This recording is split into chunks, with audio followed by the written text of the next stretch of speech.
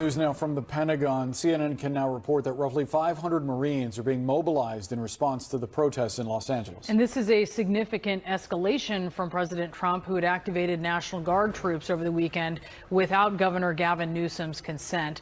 In this new move, active duty military members are being deployed as a show of force against U.S. citizens. CNN's Natasha Bertrand is live for us at the Pentagon. Natasha, what are you learning?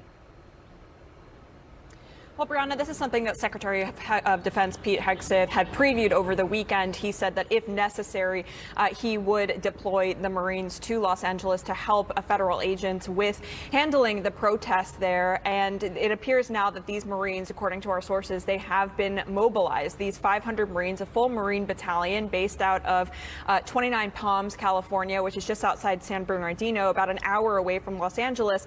They have been mobilized and they are gearing up to go and help ICE agents as well as other federal officials deal with these protests in Los Angeles. Importantly, they're going to be bolstering as well the National Guard, guardsmen and women who have been activated in Los Angeles by President Trump. But as you said, it is a significant escalation of the president's use of the military as a show of force against these protesters. It's really not clear, the last time Marines were deployed to help essentially with riot control, though it's unclear at this point just what their actual tasking will be. Typically, if they are deployed to these situations, it is expected that they will operate in much the same way that the National Guard does, doing things like perimeter security, maybe some crowd control. But the rules of engagement here, we are told, are still being finalized, and Defense Department lawyers are also looking at the kinds of rules of engagement these Marines will have as they encounter protesters possibly on the streets of Los Angeles. But again, this coming at a very tense moment with the governor of California suing the Trump administration over, of course, the deployment of the National Guard by President Trump against his will there in California. What's going on, everybody? Welcome back to ARP in the morning, man. Welcome back to the channel. It's your man Wise, and I hope you guys are well. Hope you guys are well, man. Happy Tuesday to you guys, man. Now, Eric Smith, you see me sitting right here. If you see me sitting right here, you know what I'm saying? I got my hat, I got my black on black USA cap. God has definitely been better than good to me. He's definitely has been. Definitely has been. But did you guys catch what this lady said? Did y'all catch what she said? She said U.S. Marines being deployed against U.S. citizens. That's what she said. U.S. Marines, the United States Marine Corps, has been deployed against U.S. citizens.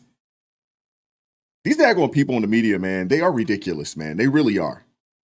They just lie. They just lie. They just lie. These daggone Democratic politicians, they just lie, and they lie some more. I mean, it is flat out ridiculous, man. Los Angeles is on the edge, and President Trump just called in the cavalry.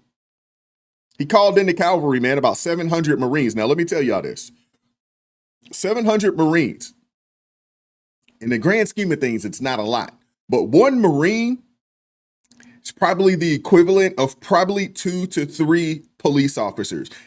And what I mean by that is their ability. These daggone Marines, man, they are some bad mofos, man. Those dudes are tough, man. And they're on another level.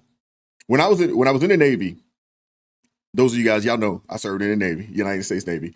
And I did two deployments. I was on an amphibious assault ship. For those of you guys that don't know anything about an amphibious assault ship, basically our job is to tote Marines wherever they need to get to.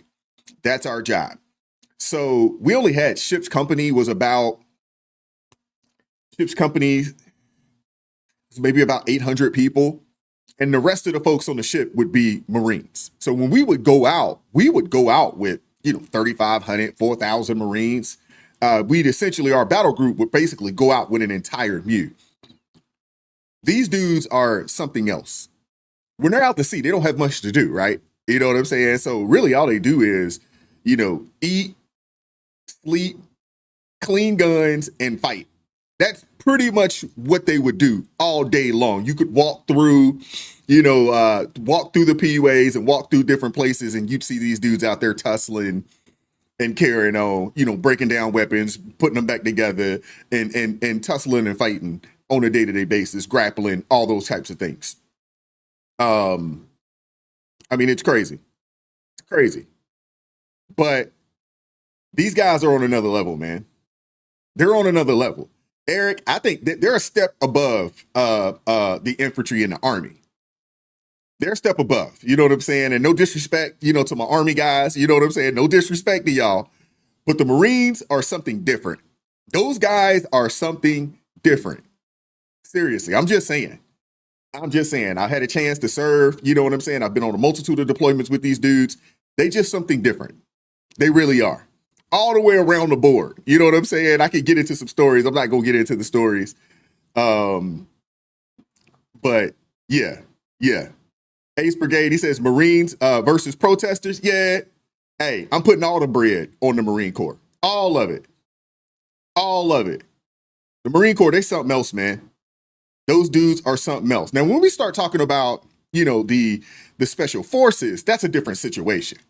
You know what I'm saying? Ace Brigade, he jumps from Army infantry to Army Rangers. That's another level.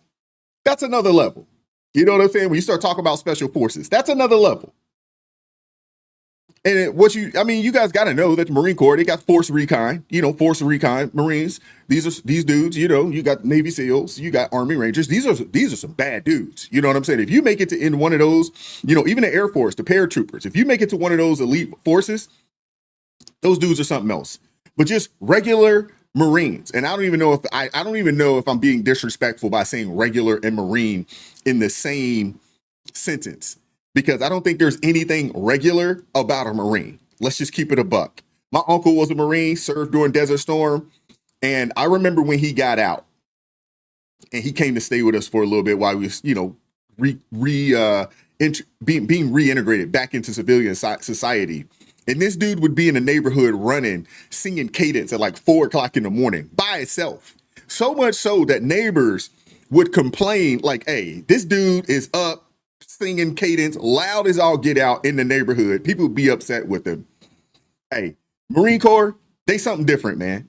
They are something different. Most of us, when you get out, on average, it takes about a year before you feel like a regular civilian. It kind of takes about a year. I think the Marine Corps, man, those dudes are so hardwired that it might take them a decade or two. Because I meet Marines at the gym and they're something different. You know what I'm saying? And they've been out for a while and they're something different.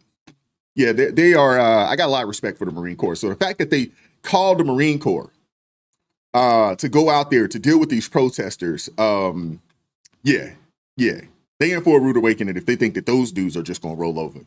If they think that those dudes are just going to roll over, they in for a rude awakening. But Pete Hegseth, he's basically ready to restore order. And the mainstream media, out here saying that the protests are peaceful. I don't know if you guys watched it. I don't watch the BET Music Awards, but I'm watching the clips that are going around. And you got these what's the word? Misinformed celebrities talking about these people are just peacefully protesting. I mean, we watched videos yesterday. They were throwing bricks, rocks, lime scooters over overpasses. They were attacking, law enforcement agents. I mean, it's crazy. It didn't look like peaceful to me. It didn't look too peaceful to me. I'm just saying. If you're a Marine, if you're a Marine, and again, once a Marine, always a Marine. If you can make it through Marine Corps boot camp, salute to you. Salute to you. I gotta give you the real one. Let me give you salute to you. Because you guys are something else, man. You guys are something different. They really are. Us Navy guys, I mean, once you kind of get through boot camp, get through schooling, you get to the fleet, it's really just a job. We not super Joe military, Joe Navy. You respect the officers, you respect the chiefs.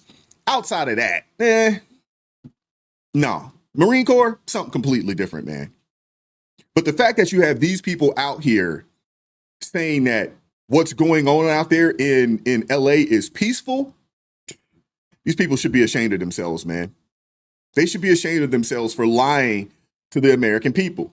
I want to show some love in the chat, man. We're going to get the show started. We're going to get things going. Hope all is well with you guys. Happy Tuesday to you all. It is a blessed day. The fact that we get to be here to, congregate, to fellowship, amongst each other. If you haven't done so already, please make sure you hit that like button for me. We have over 200 people up in here right now. Make sure you all hit that like button for me if you haven't done so already. I do appreciate you guys. Yesterday, man, we had a great show. Yesterday, shout out to the panelists, the folks that pulled up. We had my guy Jason from Dear Woke Christian. And if y'all haven't go check this channel out, man, go check the brother out. We also had Crystal from Crystal Beyond Labels. And then we had some technical difficulties towards the end that I didn't even realize that we had because everything looked fine on my end. My apologies for the technical difficulties, but I didn't even find out that we even had any until we shut it down. And then I went back and looked at the end of the stream and was like, oh, Crystal was on here holding this thing down by herself. So shout out to her. You know what I'm saying? For holding things down. I don't know what happened. I can't speak to it, other than, hey, it might have just been too good. And maybe the enemy was after us. I don't know. But shout out to Lori Addison this morning. First person in the chat at 8:24 a.m. this morning. Good morning from California. Y'all don't forget to hit that like on the way in. Thank you very much, Lori. I hope all is well with you out there. I hope you're a ways away from LA and all the foolishness out there, but it looks like this thing is starting to spread across the country. I heard that there's some pop-up, protest or protests. We'll call them riots. We'll call them protests for the sake of the show today. But we got that going on. It's kind of expanding across the country. They had something that popped up out in Dallas. You're seeing, situations up in New York. I mean, it's pretty crazy. It's crazy what is going on, man. We're 10 days into June. Summertime is kind of really just kicking off. And this is looking like it's going to be an interesting summer. Shout out to Pam Westcott. Thank you very much for pulling up. Good morning to you. Shout out to Renee Martinez. Appreciate you pulling up. He says, good morning, ARP. I'm an American-bred Mexican, 100%, and he's against this foolishness that's going on out there. Shout out to you, brother. Shout out to Kevin Caldwell. Appreciate you pulling up this morning. Donald Lovejoy. What up, Coaster? How you doing this morning, brother? We got Bob Delaney. Appreciate you pulling up this morning. Says Democrat Party is a clear and present danger to the security of the United States of America. I absolutely agree. And the thing is that what we do know is that they don't want our nation to be as it is. They would like to see our nation fall. They would like to rewrite the Constitution. They want us a part of the WEF. They want us a part of this globalist agenda. They want us a part of, this situation, this classism where, basically you'll own nothing and be happy. They want us there. And you see this transpiring all across Europe, right? They got all these people coming into these different places in Western society, and they're fundamentally changing society. There was a dude. And if I can pull it up, maybe I'll pull it up a little later. But there's a guy, I don't know where he was from. He was a Latino. And he was talking about socialism. And he was like, oh, we need socialism in America. Not like Venezuela, not like Cuba, but we need socialism in America, a different kind of socialism. And I'd like to ask you guys in the chat, where has socialism actually worked? Name me a country, a large country that is, where it's actually worked. Now, I know there's some socialists, and even for us here in America, we got some socialist policies. And I know, people may talk about, the Dutch, I believe like the Netherlands, maybe Sweden, they have, some form, of socialist policy. I know over in England, they got the universal health care and things of that nature, which, and the same thing up in Canada. And that's why a lot of them, defect and come down here, for treatments and things of that nature, because, if you really need something, MRI, X-ray or something along those lines, hey, it's probably you're on a waiting list 6 months to a year before you can be seen. It's crazy. What's going on, Ed Mar? How's it going this morning, brother? Hope all is well with you down there in Mississippi. What up, Buddha? How's it going? West End Lake, New York in the house. Redefined Queen. Scott Jung. What up, Vicky Vale? How you doing this morning? Hope all is well with you. Happy Tuesday. Beautiful Tuesday to you as well. We got Lucille Epling. Appreciate you pulling up this morning. She says that I am so sick of these governors and mayors thinking they are above the law. And why are they so eager to help them and not the American people? Yeah, absolutely. They're essentially showing themselves as enemies of the state. That's really what they're doing. What's going on, Sherry? How's it going this morning? We got Purvis Williams. Appreciate you pulling up this morning, brother. Hope all is well. Hope all is well with you. Who else we got up in here? We got Zephyr K9. How you doing this morning, sister? Shout out to all my blues. I think B is up in here as well. Thank you very much. And B, next time, I think you have my phone number. If you don't, I'll make sure that you have it. If something crazy like that, reach out to me directly. Reach out to me directly. I don't know if you're on X, but you find me on X. That's another way to get a hold of me as well. But next time we have some technical difficulties, please reach out to me directly, because I didn't even realize that, the stream went down, that we were having technical difficulties until after the fact. And Jeff has shot me a message. But if you don't have my contact information, just let me know and I'll make sure that I reach out to you so you'll have it. And that way you can lock me in. What's going on, Fishbowl PSA? Appreciate you pulling up this morning. What up, Brian N? What up, Kiwine? How you doing this morning, sister? A-Town in the building. What up, Delinda House? How's it going this morning? Hope all is well. Who else we got up in here? We got Toy Mafia in the house. What's up, Playboy Billy? How you doing this morning, brother? Hope all is well. We got a Braxis 2121 out of Woodbridge, Virginia. Shout out to you. Shelby Dodd in the house. Appreciate you pulling up this morning. What up, Mark? How you doing this morning? Nashville in the building. Francis Finnerty. Appreciate you pulling up this morning. Hope all is well. What up, Amber Young? How's it going this morning? We got Charles Sorbello. Appreciate you pulling up this morning. Good morning to you as well. What up, Jeffrey Wisnett? How's it going? Tennessee in the building. C-Wing. What's going on with you? Kristen Knight. How's it going this morning? Appreciate you pulling up this morning. Hope all is well. What up, Eric? Now he gonna hit me with the at righteous perspective. Prove it. I'm guessing you're asking about the God's been better than good to me. But you looking at me? Don't you see me? Don't you see me? And I don't say that to brag. I'm just saying I'm here. I am here. I woke up this morning. We got a good workout in this morning. Got my box on this morning. For those of you guys that don't know, I like to, not that I like to fight, but I do, my training, I definitely get in there and punch on the bag. And I got a little boxing trainer and we work out, a couple days a week, man. It's freaking good. It's freaking good. It's a tough workout though. What's up, Brett Montgomery? How's it going this morning? What up, Leslie Aaron? How's it going this morning? Appreciate you all pulling up this morning. Hope all is well with you. What up, Chester? How you doing this morning, brother? Hope all is well with you. Billboard Builds in the house. Absolutely. Appreciate you pulling up this morning.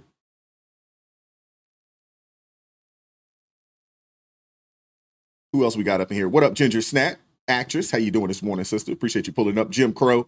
We got Linda Scott. Appreciate you pulling up this morning. Thank you very much. Hope all is well. AK Bauer. Appreciate you pulling up this morning. We got McCartney Ronald. Appreciate you pulling up this morning. This is what happens when different rules and laws for the rich and for the poor. Yeah, I do agree with you, brother. And there's some craziness going on, man. There's some craziness. What's up, Dr. Kyla? How you doing this morning, sister? Hope all is well up there in Michigan. Insanity, darling. Appreciate you pulling up. What up, Reza Mahmood? Peace and blessings to you, brother. Hope all is well with you.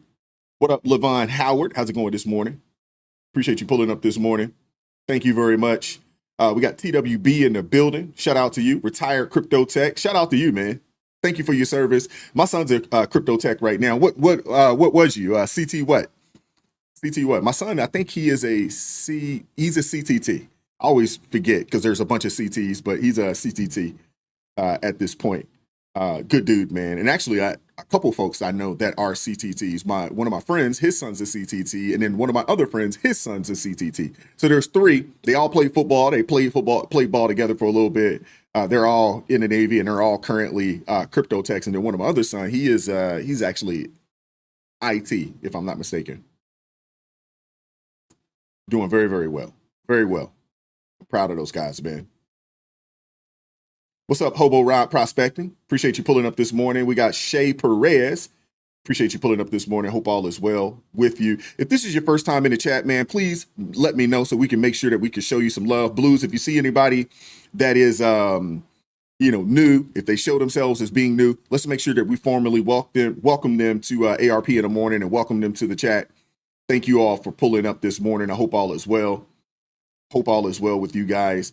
As you guys see, we got a poll, in there. Should Gavin Newsom be arrested or should Tom Homan arrest Gavin Newsom? I probably should have thrown Karen Bass in there. I think yes is the answer to said question, especially Karen Bass. She kind of incited a lot of this that's going on out in LA, in my opinion.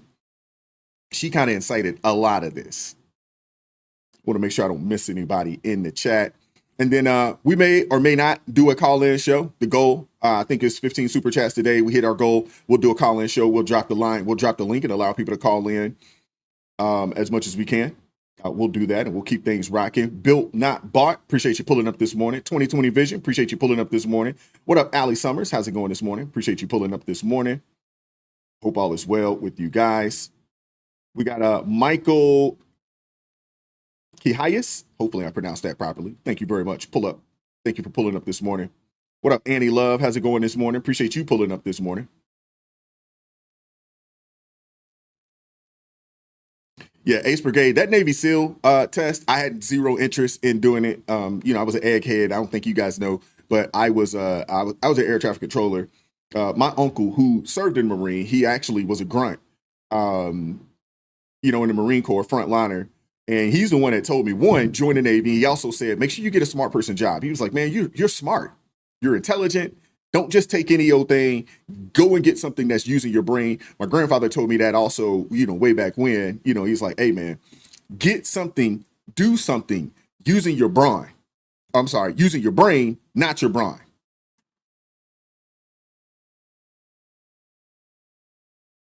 Eric Smith said, it looks hot in Wise's house, or is it the mushroom coffee? Might be a little both. Nah, I got the AC going on right now, but I do have my mushroom coffee. Y'all guys already know. I got my mushroom coffee. For those that want to know what type of mushroom coffee, it's 10 mushroom coffee. What up, Matt Green? How's it going this morning? Appreciate you pulling up. We got Katrina Sandoval in the building. Appreciate you pulling up this morning. He says, I look a little red. Huh. That might be the lighting, Eric. That might just be the lights. That might not be, I'm not hot. I'm fine. But that might just be the lighting. That could be the case. I'm not really sure. And I hadn't really changed anything from yesterday. I don't know. What up, Stephen S? How's it going this morning? Appreciate you pulling up this morning.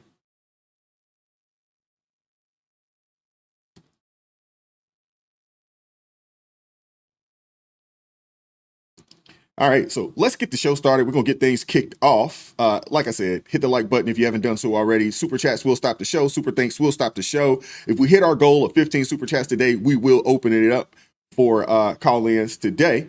We'll do so. I'm sure you guys have a whole lot to get off your chest today. Shout out to my guy, Joseph Orsini. I hate when that happens.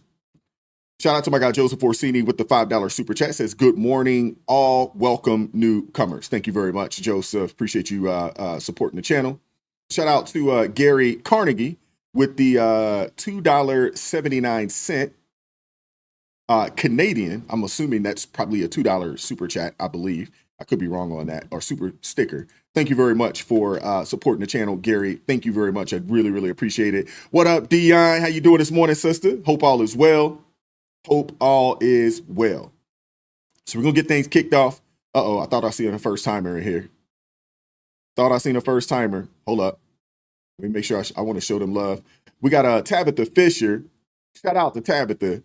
First time in the live. Thank you very much for pulling up this morning. Appreciate you, appreciate you, appreciate you. Y'all make sure y'all show Tabitha some love in the chat. We got Irene Grush. Shout out to her, new to the channel and new to the live stream. From Australia. Thank you very much for pulling up. Y'all make sure y'all show Irene some love in the chat. Thank you very much. Appreciate that. We got, is it Sino? Shout out to you as well. Thank you very much for pulling up, man. Y'all make sure y'all show Cena some love. We got Barbara Williams in the building. Y'all make sure y'all show her some love in the chat. Thank you very much for pulling up. We got AR715. Thank you very much for pulling up. First time pulling up, man. Outstanding. Y'all make sure y'all show them some love in the chat, man. Thank you very much, man. I really, really appreciate it. All righty. Let's get things kicked off.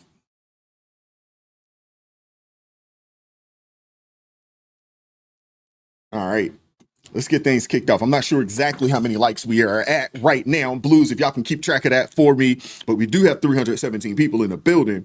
And that means that we should have 317 likes at this point. We should definitely be well over that. Like I said, super chats will stop the show. Super thanks to stop the show. Anybody that joins the ARP family, that will stop the show. Anybody that gives an ARP family membership, that will stop the show as well. All right, we got 225 likes in the building.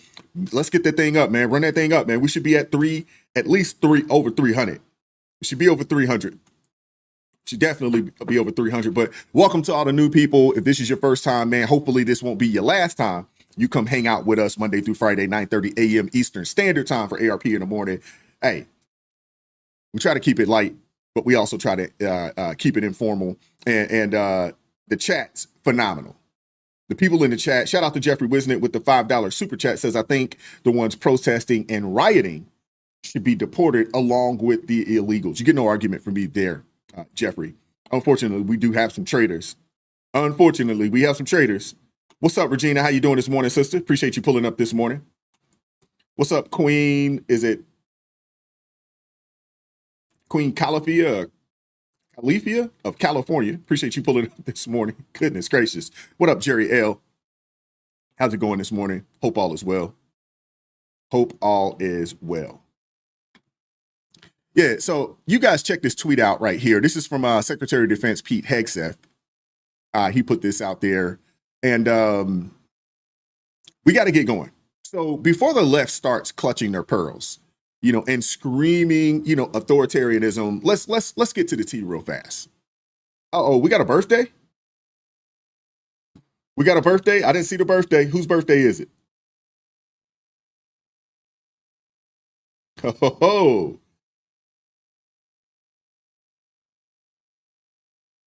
AR715 initials and birthday.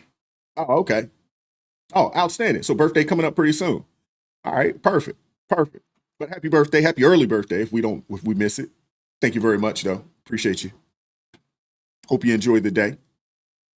But let's get into this real quick. This isn't some random power grab that we have going on right now. It isn't. It's a response to the chaos that's been brewing since Friday. This has been going on since Friday. Here we are Tuesday, and folks went crazy last night. But this entire debacle has been going on since Friday, when immigration raids sparked protests that turned into riots. Trump deployed 2,000 National Guard troops over the weekend, announced another 2,000 yesterday, bringing a total over 4,000 without Governor Gavin Newsom's blessing. And now we're talking about the Marine Corps. Why? Because LA's a war zone right now, and somebody's got to step up when Democratic leadership refuses to step up in California. Los Angeles, the city of angels, has turned into the city of anarchy. Protesters blocking freeways, vandalism. And the governor, Gavin Newsom, the same guy who couldn't handle the pandemic without locking us all down, is now making the rounds on TV, calling the move unlawful. Unlawful. Really, that's what we're doing. It's crazy. Shout out to, let's see who this was. Hold up. B. Nichols with the $2 super chat. He says Karen Bass is a Marxist. Yeah, well, not only is she a Marxist, but a trained Marxist. You gotta throw trained in there. She's been trained for this. It's not just somebody that maybe read a book, read a pamphlet, and said, hey, I'm a Marxist. No, this is a trained individual. This person's trained for this. But the reality of it is that and shout out to Eli, Krista Knight's grandson. Shout out to Eli, birthday, turned 14 today. Shout out to him, man. That's awesome, man. 14. How many of you guys would like to go back to 14? Oh my gosh. If I could go back to 14 with the knowledge that I have today, oh my goodness, things might be different. Maybe. Might be. But when you have somebody like Gavin Newsom get on TV and says that what's happening, or Trump calling, 4,000 or 2,000 or 4,000, what do we tell you? 4,000 National Guardsmen out, and he calls it unlawful. But he chose to do nothing. And what's really unlawful is letting your city burn while you tweet about it. Trump's not playing games, man. And honestly, we don't want him to play games. He's the president. His job is to restore order. And that's exactly what he's doing, restoring order. And if that means calling in the Marine Corps to do so, so be it. These 700 troops, they aren't there to arrest anyone. They're basically there to secure perimeters, maybe handle some crowd control, but mostly to just show force. And let's be real. Sometimes a show of force is more than enough. It's more than enough. to remind people that laws still matter. And even when emotions are running hot, that show of force is more than enough. They don't want that smoke with these Marines, man. They don't. And the thing is that it's the very same Democrats who are fanning the flames. And instead of cracking down on illegal immigration, what did they just choose to do? They chose to basically publicly admit that they're not going to follow federal immigration law. These are just the people, that are living their lives, so they say. I mean, it's ridiculous. It really is. It's really, really ridiculous. Shout out to LaClara E. Whitlock. What should be unlawful is Newsom and Bass in positions of power. You're absolutely right. You're absolutely right. It should be unlawful. This is the second, not the first. This is the second incident this year where they've shown themselves as weak in a position of leadership. If you guys recall, earlier in the year, the first of the year, actually, out in LA, they had the fires. The Pacific Palisades and all these different places, that burnt down while Karen Bass went out to Africa. I believe she was out in Ghana somewhere. Gavin Newsom just sitting there, twiddling his thumbs or with his hands, sitting on his hands, choosing not to do anything. I mean, these people are ridiculous, man. These people are ridiculous. Shout out to Wendy with the $2 super chat. Says Bass in from MK Ultra class 1987. You must have some insider information, Wendy.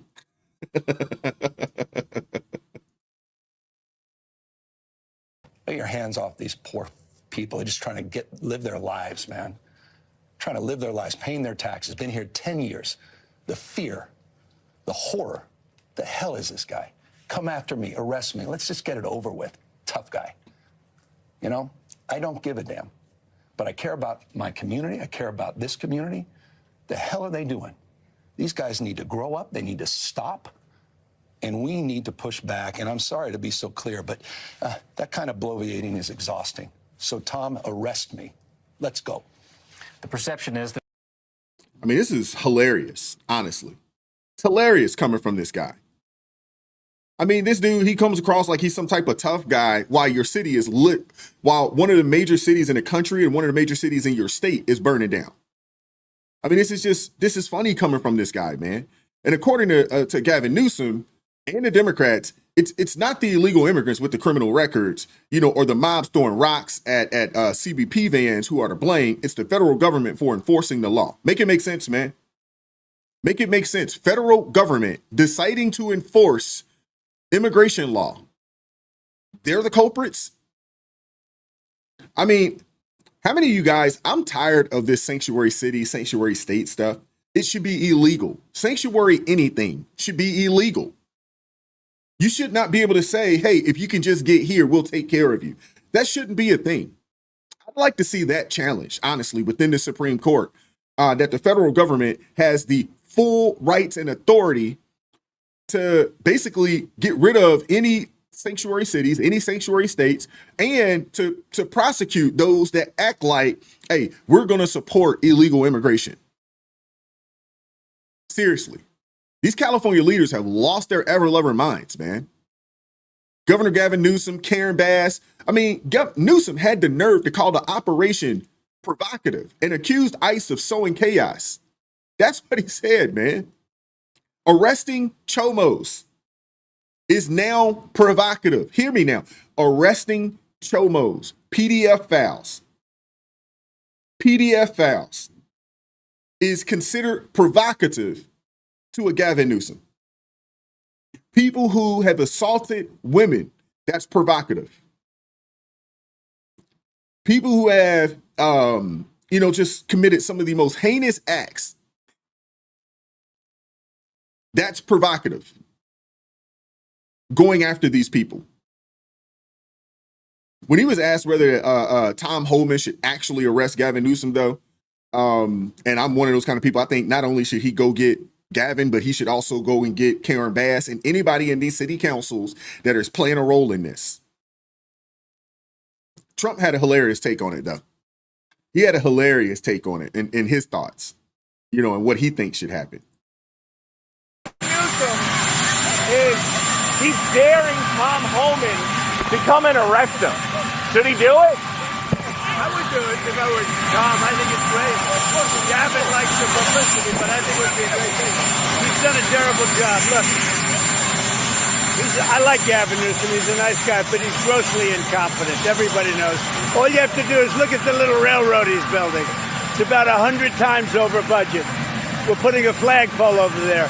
Under budget. I always do under budget.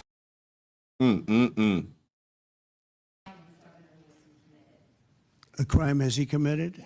I think his primary crime is running for governor because he's done such a bad job. What he's done to that state is like what Biden did to this country. And that's pretty bad. It's the wrong philosophy. Thousands, hundreds of thousands of illegal immigrants, many of them prisoners. They're taking up your health care. They're taking up your space in schools. They're taking up your hospital. And in many cases, they're criminals. C-Wing, don't tell me that. They're protesting in Atlanta now. They're protesting in Atlanta. I know this thing was spreading, and I've heard that this thing is going to go up until, like June 14th. That's the word, on the streets. That's the word in the scuttlebutt there. But they're protesting in Metro Atlanta now. I mean, this is crazy, man. This is crazy. In LA, man, Mayor Karen Bass, she took it a step or two further. She didn't condemn the violence or the protesters throwing rocks at ICE vans. No, she accused the federal government of terrorizing immigrant communities and proudly stated that she's coordinating with immigration activist groups. She's not coordinating with law enforcement. She told her own law enforcement, stand pat, do not support Department of Homeland Security, do not help the ICE agents, do not help any of these people. She's told them not to coordinate with Tom Homan and DHS. But you're coordinating with immigrant activists? You can't make this stuff up, man. And to make things worse, she even admitted that there is a rapid response strike team that will continue to riot wherever ICE raids happen. She started this. She kicked this thing off, man. Los Angeles Mayor Karen Bass. Hi, Mayor. Thank you so much for joining us. Hi. Hi. So what are you and on. your police force? I know how busy you are preparing for the hours ahead. What are you expecting on that front? Well, I just have to say that if you dial back time and go to Friday, if immigration raids had not happened here, we would not have the disorder that went on last night. I will tell you that it is peaceful now, but we do not know where and when the next raids will be. That is the concern because people in the city have a rapid response network.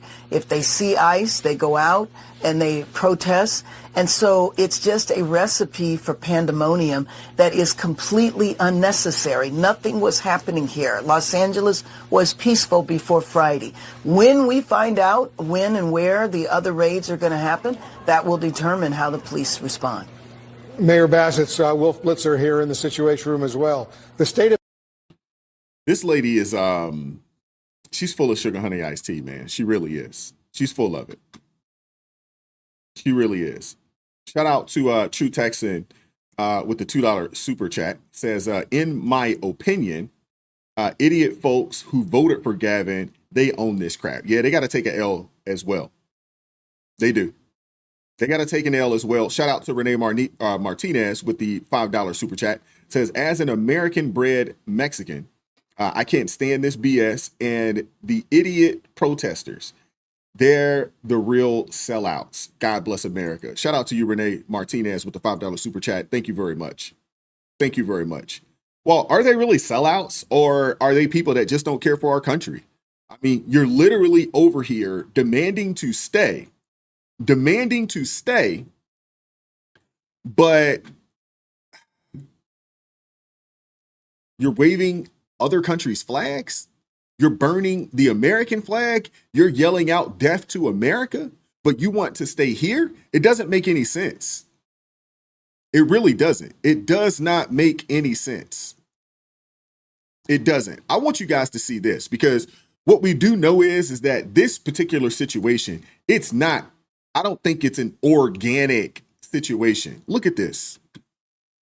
I'm going to do this and then I'm going to go make strawberry scones. But when we talked about how this thing that was going on in Los Angeles was paid agitators, this is what I meant. I remember back when the Black Lives Matter riots were happening as well, they had very similar Craigslist ads looking for the toughest badasses in the city of Los Angeles, seeking extremely tough, brave men for a new crew on building. Compensation is $6,500 to $125,000 per week. Get paid every week, no matter what. Physical strength needed, mental toughness, ready for confrontation when necessary. However, we train you if necessary. Bravery, reliability, strength, team discipline. They'd like you to have military experience, but if you're a Marine, then they do not want you in their group because it's apparently a long story. Job title is listed as operator, and there's no experience required, and it's contracted work. And they were looking in the greater Los Angeles area. Obviously, they're not going to tell you exactly what it's for and wait for you to call and then explain it. This is what happened during the Black Lives Matter riots, is they would put out these Craigslist ads, and then all these people would call, and then they would recruit all these people to go be agitators at these events. They would turn what was initially a peaceful protest of just marching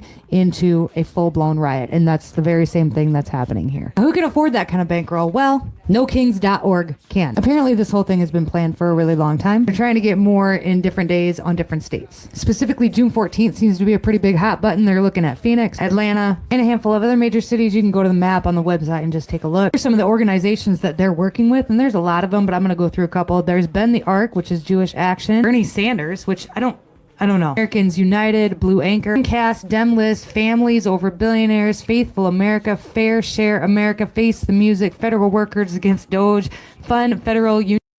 Now, this is crazy. Y'all see that? They have a Craigslist ad paying people $6,500 to $12,000 to go out and essentially be agitators. You can't make this stuff up, man. You can't make this stuff up. And you have Karen Bass out here. You have Karen Bass out here acting like she's innocent. She literally told people on Friday to get out there and protest. She told them, hey, this is where they are. Y'all go here. She told them. She's got to own this. What's up, Mike C? How you doing this morning, brother? She's got to own it. So in reference to the clip from Karen Bass, in plain English, what she's saying is you don't want to enforce immigration law. Well, let's say this.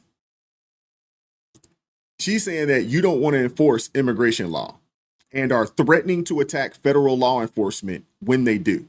That's basically what she's saying. She's not interested in she's not interested in enforcing the immigration laws, and she has disdain for federal law enforcement when they actually are there to uphold the law. Meanwhile, you have videos circulating of ICE agents being swarmed by angry mobs, CBP officers getting trapped in their cars. There's video footage of police or law enforcement hiding under overpasses because they're throwing bricks, rocks, lime scooters, over onto the highways. You got federal vehicles being pelted with rocks. I mean, this is crazy. It's really obstruction of justice. That's really what it is. It's really assault. But to the left, this is what they call peaceful protesters. You talk to anybody that recalls the 2020 Summer of Love riots, and they would tell you the same thing. Oh, these were just peaceful protesters. These were people that were just out there protesting peacefully while they were burning cities down. If you guys recall, Governor Walz, his wife, talked about raising the windows up so she could smell the smoke in the governor's mansion. I mean, these are some sick individuals. And here's where it gets interesting. Because this time, Trump's not backing down. He's already got the guard activated. That's already happened. He also has 500 Marines that are being called in to support operations, not just in LA, but across multiple cities where federal agents are being targeted. That is serious. That's serious. And that's a president using the tools available to him when states like California refuse to protect federal personnel. And the left is freaking out about this, of course. Of course they are. CNN, they called it militarization. The LA Times said Trump is using ICE as a weapon. Social media is in full-blown meltdown mode right now. But what do you expect, man? What do you expect? When you attack federal workers, when you attack federal officers, you don't get a hug.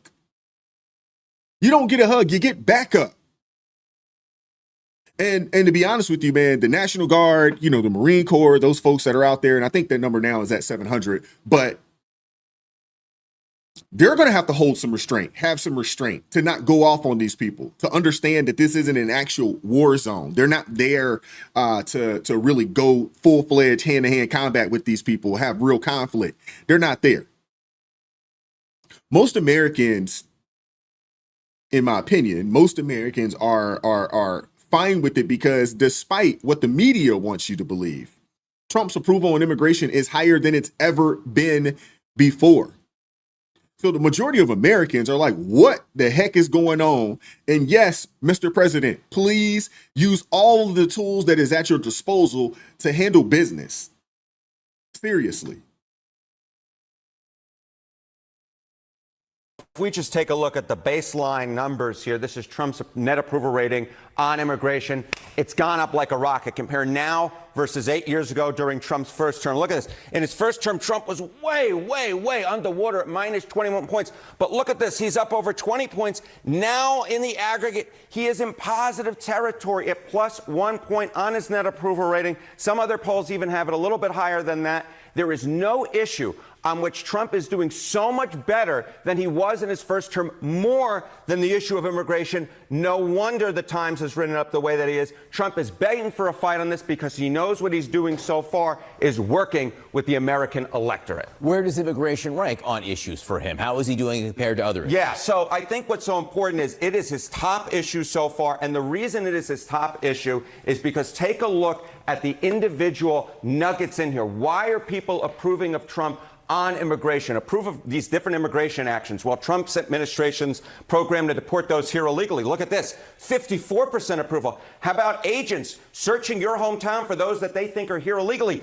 Again, positive territory here, above 50% for Donald Trump. So it's not just on the broad issue of immigration where Trump is doing well. It's on the specifics. When you dive into the issues, Trump is above 50% and his actions are above 50%, at least with those most directly connected to what's going on right now out in Los Angeles. So Donald Trump, the president, picking a fight on this, and to an extent, you see Los Angeles Mayor Karen Bass, a Democrat, and the California Governor Gavin Newsom pushing back. So what do voters see in terms of their perceptions of Republicans, the president, or Democrats, say Gavin Newsom, on this issue? Yeah, the American electorate believe that the Democrats don't have a clue on the issue of immigration. I mean, you could just take it here. Closer to trust more in immigration, Democrats versus Republicans. Got 3 different polls for you across the board. They all tell the same story. Republicans lead on the issue of immigration. You see it here, CBS +6. You see it here, CNN +6. You see it here, Ipsos, even bigger,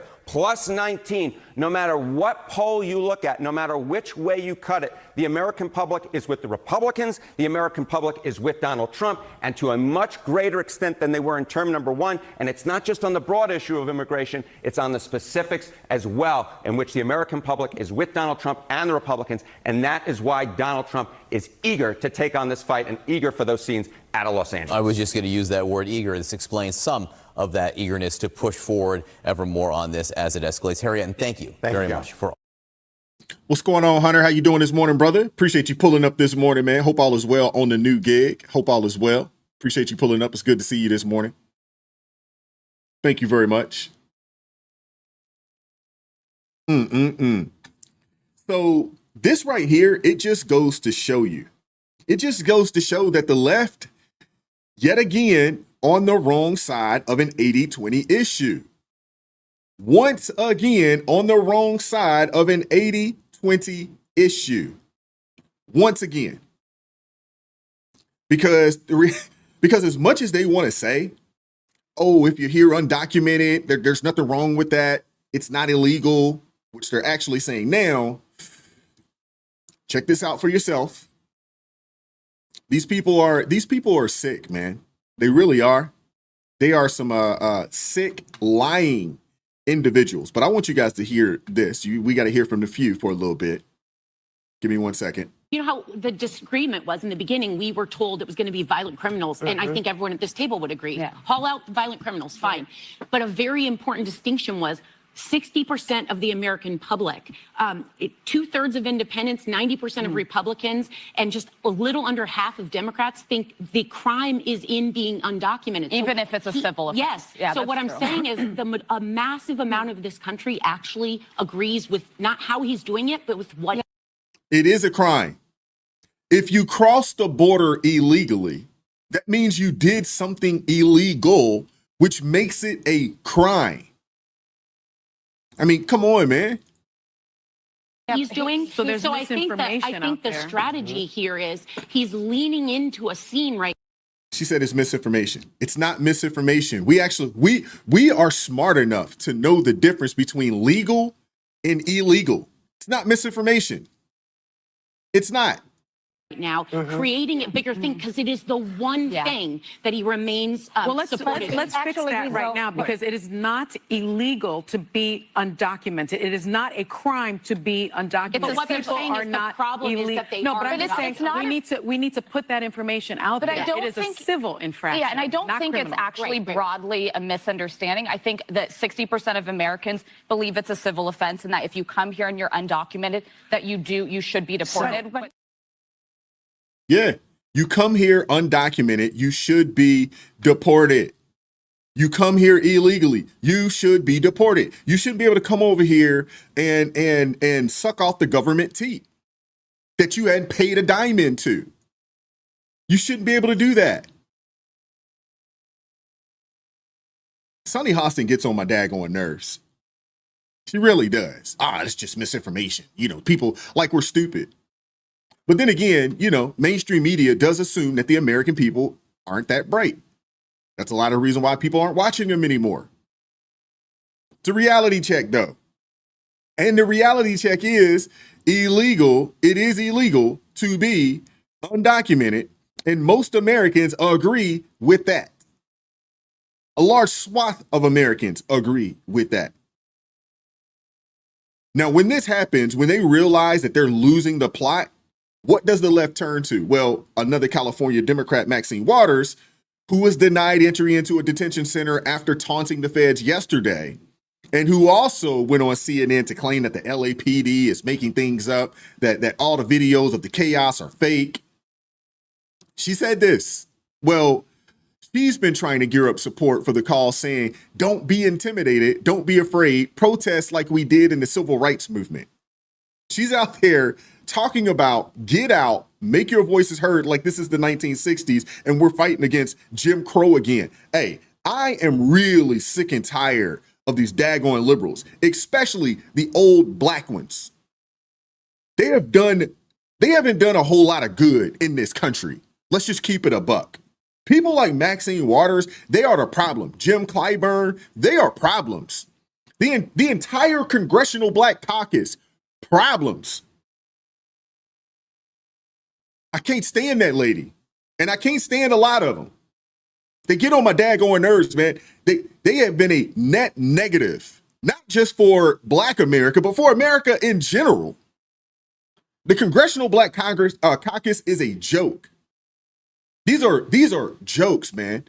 These old boule elitist liberals of all ilks work my nerves, but the black ones especially. Oh my goodness, I can't stand it. It drives me crazy. She's comparing this to the civil rights movement of the 60s. Are you freaking kidding me? Are you freaking kidding me? Are we really saying that undocumented immigrants is the same? This situation is the same as the Jim Crow era?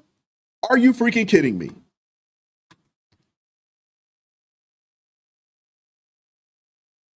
Shout out to Hunter with the $20 super chat. Thank you very much. He says, oh, this is Rich from Sunny. To explain a bit further, treat the country like a party and we are the host. We have those We have those we will invite and welcome. Then we have those that Sonny advocates for that are uninvited. Yeah, absolutely. And thank you very much, Hunter, for the $20 super sticker. Thank you very much. Oh, hey, Eric Stacks. Yeah, Al Sharpton. We could go down a list, of these older black liberals that have done more harm to the community than help. They do whatever they need to do to get their bag. They don't care anything about us. They don't. They don't. And the funny thing is, well, honestly, I can't even say it's funny. We'll say it's sad.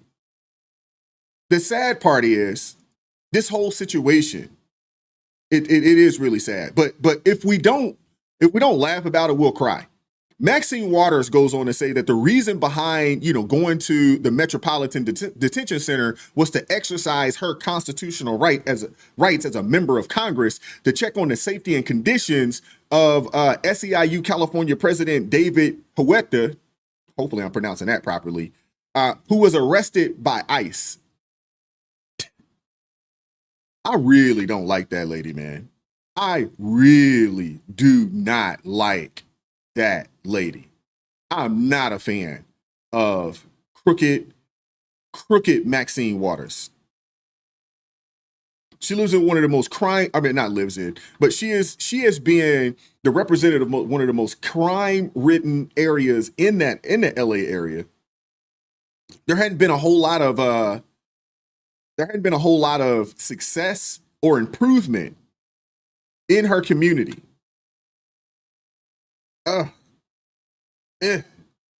Drives me crazy, man. But I had to stop here where the guns are. So I want y'all to take pictures of these guns and let people know that they're in our city with guns. And I'm sure they have orders to shoot and kill. I don't know, but otherwise they wouldn't have guns. One question, Representative Ms. Waters. If there's one statement or a message that you can send to Donald Trump, what is that message here today? My message to Donald Trump is you are a cruel human being, and that you are using the poorest people in the land, the most vulnerable people in the land, to promote your politics. You are wrong. We know what this is all about.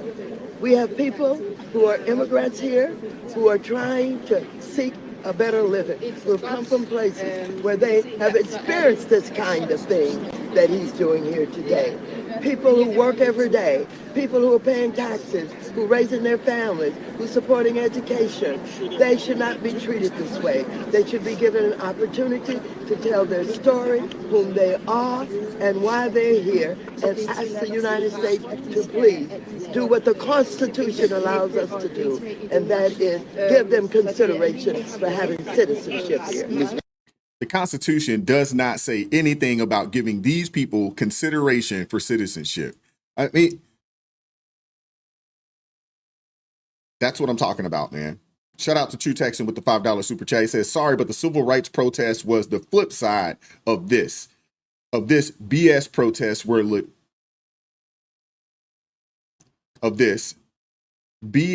the protests were legit, and the cops and feds were the ones doing the violence. Thank you for the $5 super chat. True Texan. Thank you very much, brother. I really can't stand Maxine Waters, man. I really can't. I'd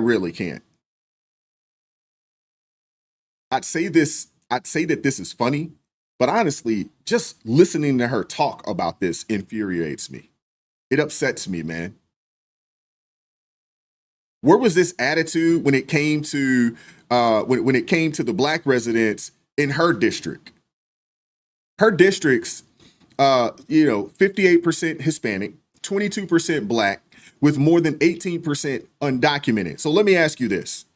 Why not stand up for actual citizens in your district? Why are you instead siding with the 18% who actually broke the law? And then you have the nerve, the audacity to come out here and call on the black community to stand with these criminals. That's what I'm talking about, man. She has the nerve the audacity, the unmitigated gall to come out here and call on the black community to stand with these people.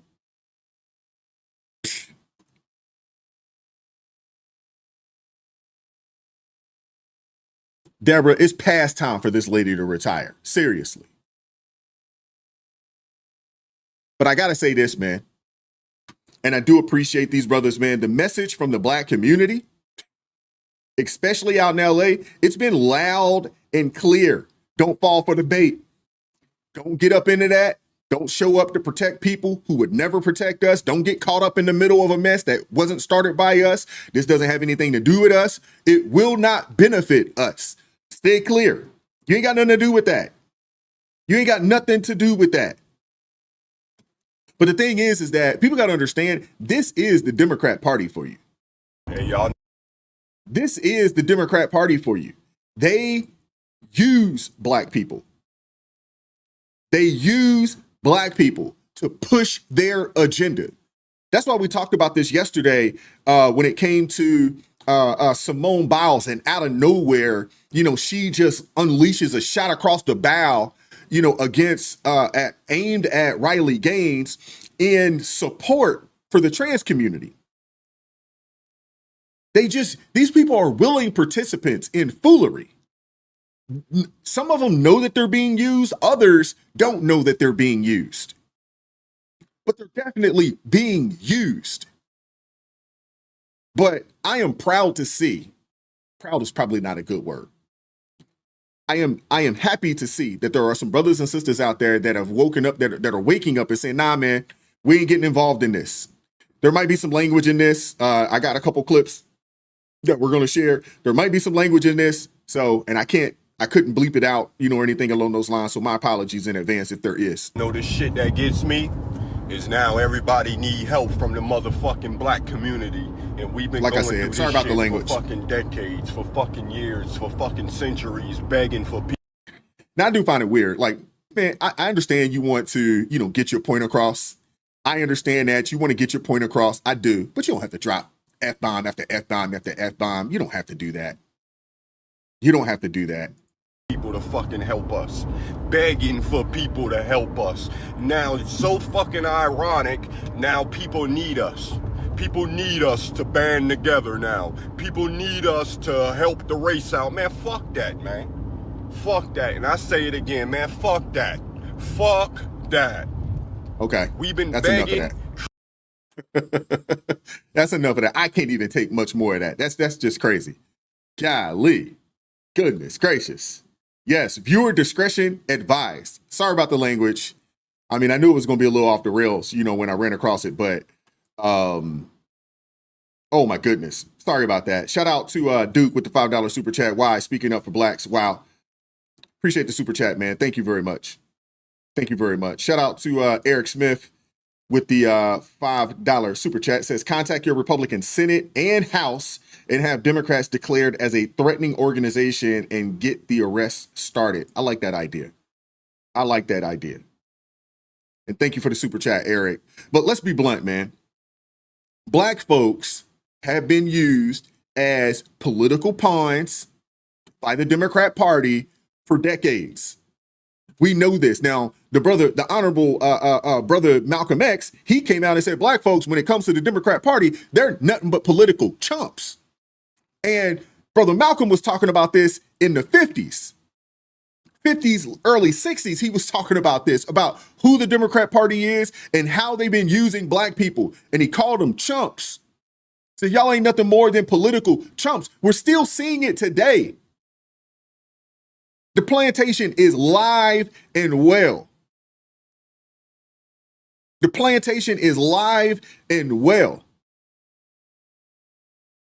The Democrat Party has been using black people for decades. Black folks voluntarily, unfortunately, have been the foot soldiers. They've been loyal voters, loyal followers. They've been the backbone of this so-called coalition. But what have we gotten in return? Absolutely nothing. Spit in the face. Spit in the face. I mean, look at the communities. Look at our schools. Look at the crime. Look at the jobs being handed away to people that just got here illegally. People talking about wages needing to go up, but these folks actually drive wages down. You allowed all these people to come in, flood the market, and they brought wages down. Look at the way that we're ignored until election season. And then suddenly everyone wants to march with us, wants to take a knee, wants to put on some kente cloth. I mean, come on, man. We're not falling for the foolishness no more. We're just not.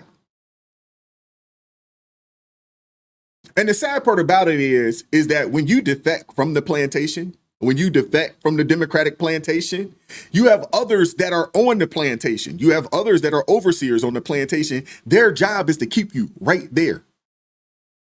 Right there. This young man, I apologize for his language, and I'm not going to let the rest of the video play, but he's absolutely right. And a lot of people are waking up and they're starting to see, like, wait, we've been conned. We've been bamboozled supporting these people. Shout out to Buddha with the $5 super chat. Says, how are these illegals paying taxes unless they obtain social security numbers illegally, committing another crime? Dems are disgusting. Absolutely. Absolutely. Have y'all noticed where y'all live at?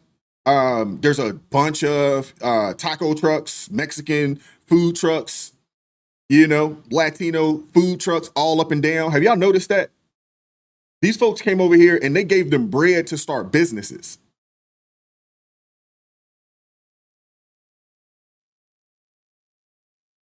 I mean, it's ridiculous. I know out here where I live at, all up and down Ritchie, all up and down Baltimore, Annapolis, you can't go anywhere without seeing a daggone taco truck somewhere.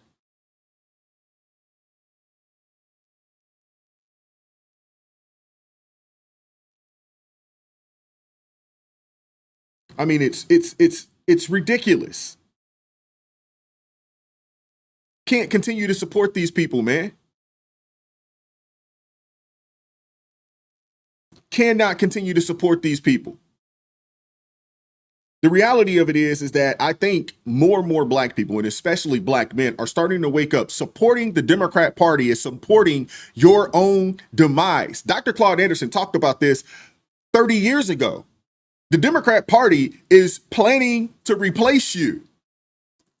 And he was talking about this 30 years ago. They've already done it now. Now they're fighting to keep these people here and to codify these people as immigrants. Malcolm X called you a political chump for continuing to support these dudes. Now, I'm not saying, the Democrat Party, defect from them and immediately go and run over to the Republican Party. I'm not saying that.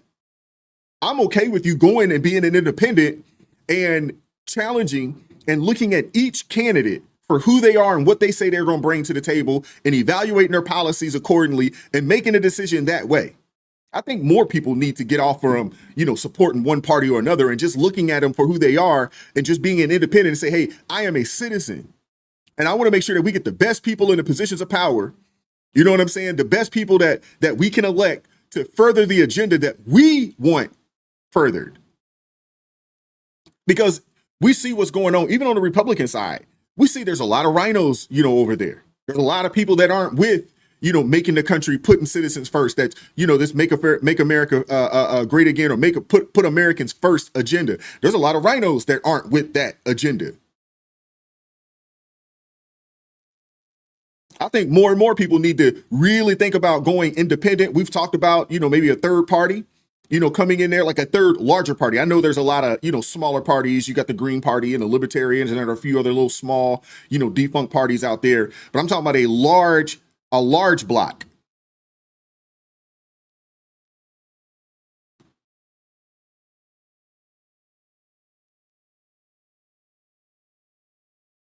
I'm glad to see more and more brothers and sisters waking up and saying, nah, man, this ain't it.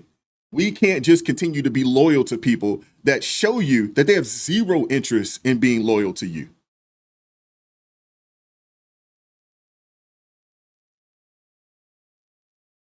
Seriously.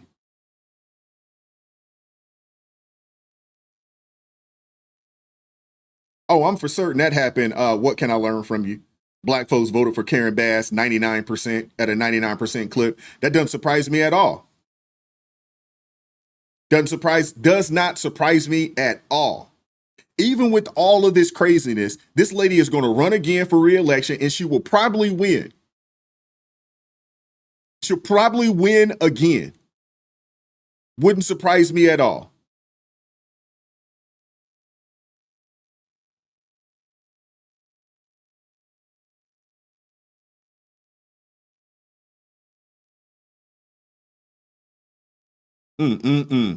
Check this video out. People in LA, don't get in that mess. Please do not get in that mess what's going on in LA. Y'all stay in the house. Y'all get what y'all need to get and sit back and watch, okay? This is their turn. This is their turn to get their butt kicked out there. It's their turn to get deported. It's their turn to go to jail. It's their turn to get gaffled up. Don't let them Democrat people out there trick y'all into going out there and protecting people that would not protect you. Okay?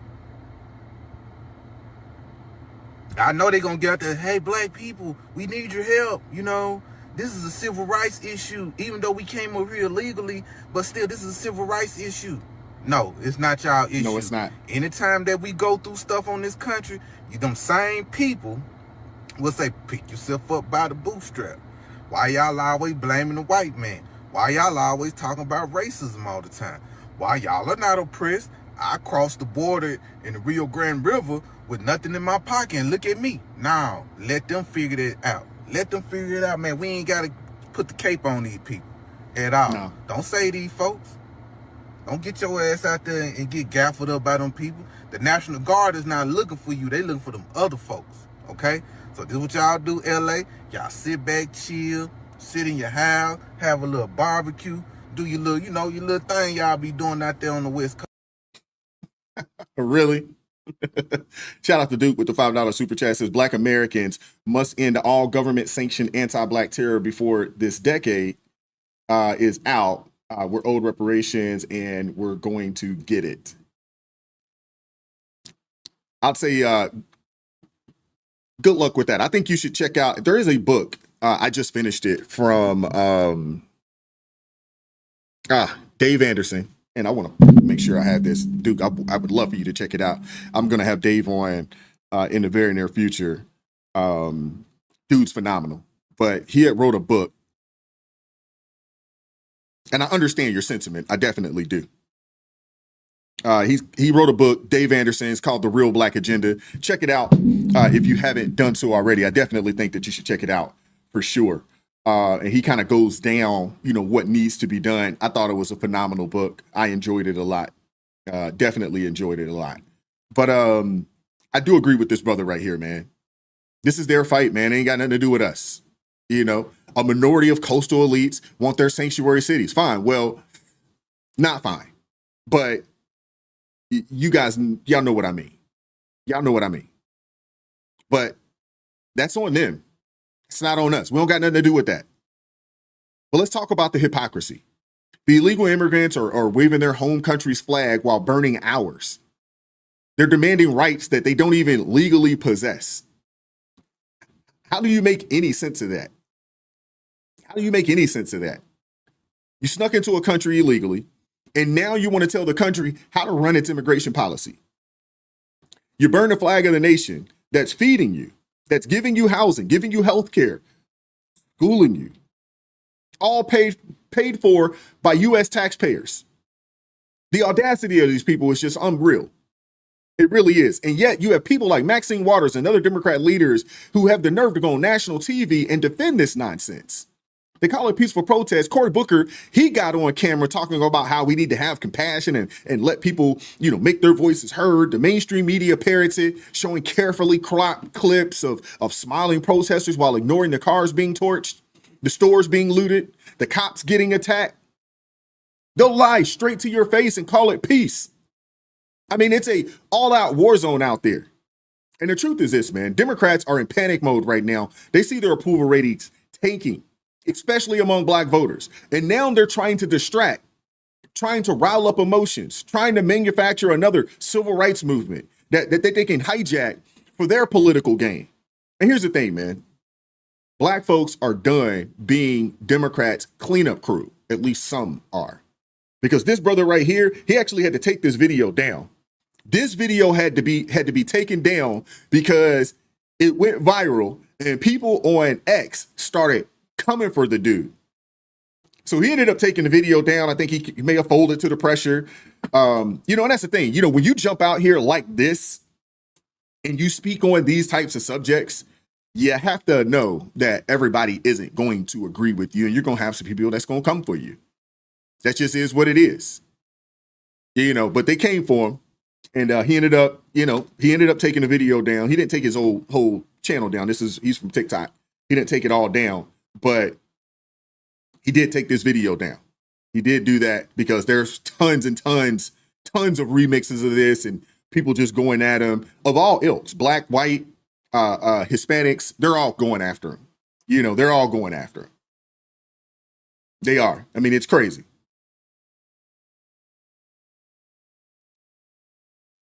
I'm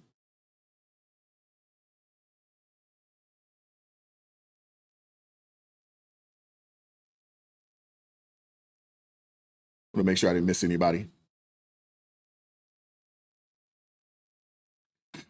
Yeah, but there's a lot of black folks out there basically dropping videos, basically letting it be known, we're not coming to your rescue. We got our own problems to deal with. We do. We got our own issues to deal with in our own communities. High prices, high crime, underfunded schools, broken families, and all our hard-earned money goes to pay for benefits for people who don't even come here the right way. They don't come here to assimilate. Meanwhile, these people get a bunch of free stuff, and most of us, a lot of us, can't afford health care, can't get safe housing, can't walk down the street without worrying about violence. But you want us to protest for someone who came here illegally and is mad that they're getting deported. Nah, not interested. ICE isn't the villain here. Let me say that again. ICE isn't the enemy. ICE is simply enforcing the law. You come here illegally, you get deported. That's how every other country works. You try to do what these people are doing, in China, in Mexico, in Ethiopia, basically in most countries around the world, you're going to go to jail, maybe worse. Go over to China and burn a daggone Chinese flag over there and see how that works out for you. See how that works out for you. Go to just about any country and do some foolishness like that. See how it works out for you. But here in America, we're supposed to feel guilty for enforcing our borders. Now, let me be clear. If you came here the right way, you're working, you're paying your taxes, you're contributing, you are a productive member of society, welcome. We appreciate you. That's what America's about. But if you snuck in across the border through the back door, never paid a dime in taxes, and you want free health care, free housing, and the right to tell the government what to do, I'm sorry, but you got to go. And you ain't got to go home, but you got to get the heck up out of here. And if you're an American citizen out there fighting with these people, protesting with these people, setting fires, looting stores, fighting the police, then whatever happens to you, that's on you. But don't cry about it. And I don't want to see no GoFundMe's talking about help Lil Ray Ray, you know what I'm saying, get out of jail. I don't want to see it. I'm not donating to any of that. And to those who keep calling us God-fearing, black conservatives, sell out because we support border enforcement and American jobs for American citizens, I have a message for you as well. I'll take that because I'm not the one advocating for policies that harm the very communities that you claim to represent. People don't understand. When they brought these people in, they didn't send them to affluent neighborhoods. They sent them, a lot of times, they sent them to black neighborhoods. We see what was going on out in Chicago. Maxine Waters' district used to be 80% black. It's now 30%. Black people are now the minority in her district. I'm not the one pushing for illegal immigration that floods our job market and lowers wages. I said this earlier. They allowed these people to come in and it lowered wages. I'm not the one supporting pregnancy termination policies that, you know, devastate black families. So, you know, if it makes me a sellout, so be it. Whatever. It is what it is. But I'm here to call it out, what I see, and wrong is wrong. It's time to call out what it is. The people claiming to be quote unquote pro-black are often just pro-Democrat, willing to sell out the black community for their little crumbs, for their 30 pieces of silver. We've seen this happen time and time again. Al Sharpton. And there is a very long list of people that have been doing that for quite some time. So these same people who are out here, power to the people, you know, acting like they pro-black and all this other kind of stuff, they're not pro-black, man. They are pro-Democrat. And there is a difference. If your policies don't actually help black Americans, if they make our communities less safe, less prosperous, and less free, then you're not pro-black. You're just using us. So when you see a Maxine Waters go out there and try to stir things up, talking about civil rights movement and peaceful protests, ask yourself, who does this benefit? Who does this benefit? Who always benefits when black folks hit the streets? Is it our families and our communities? Or is it the politicians collecting donations and attention while our people get arrested? So let this be the end of an era of the black community being the Democrat Party's reliable foot soldiers. Let this be it. You want to fight and stand for your cause, for your community, by all means, go do that. But don't go out here stomping for these daggone Democrats like that, man. Shout out to James Harris with the $10 super chat. He says there should be a third party under the name of the Conservative Party. You get no argument from me on that. You get no argument from me on that. Thank you very much for the $10 super chat.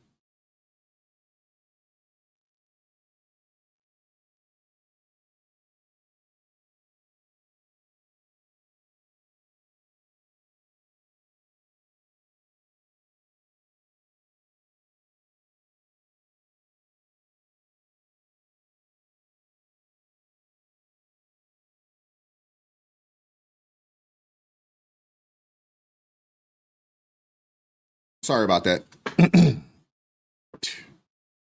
That lady works my nerves, man. Works my nerves. I'm not a fan of Maxine Waters, and I'm not a fan of any of these folks out here, you know, running around here like that, man. I'm not. But we're going to make a pivot real fast. We got to pivot. We got to pivot because the left's agenda pushing doesn't stop at the city limits of LA. It doesn't. The left's agenda pushing, it does not stop at the city limits of LA. It is literally seeping into every corner of our lives, even where it hurts the most, which is our kids. You think the Democrats are bad for using black folks as pawns in their immigration circus? Wait till you hear what they're doing to our children in the classroom. I'm talking about a Connecticut mother who's had enough, and she's not backing down. We got to switch gears. We got to switch gears. We got to switch gears because not too far. We're not going to go too far off the rails, but we got to switch. We got to switch gears because it's the same game. Elites forcing their narrative, ignoring reality, and betting that we won't fight back. Enter Tony Flanagan. This is a mom from Granby, Connecticut, who's calling out her local school district for straight up grooming students. You guys got to take a look at this, man. This is ridiculous. This is ridiculous. But I want you guys to see and hear it for yourself. Kids in school anymore, but I was watching that video online and I was not impressed at all, but probably would have pulled my kids out and sent them somewhere else. How do you have a 16-year-old girl stand on a stage saying all straight people are gay, they just haven't found the right person?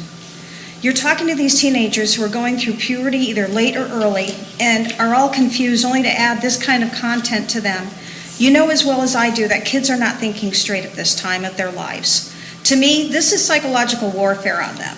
They let them grow and figure out who they are or want to be.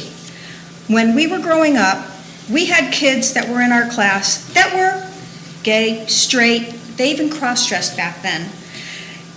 We never treated them any differently around us. We were even friends. In work, I worked with all kinds of different people, gay, straight, trans. Not one of them would ever sit there and push it on anyone. They were with, like you are doing here. I have friends who...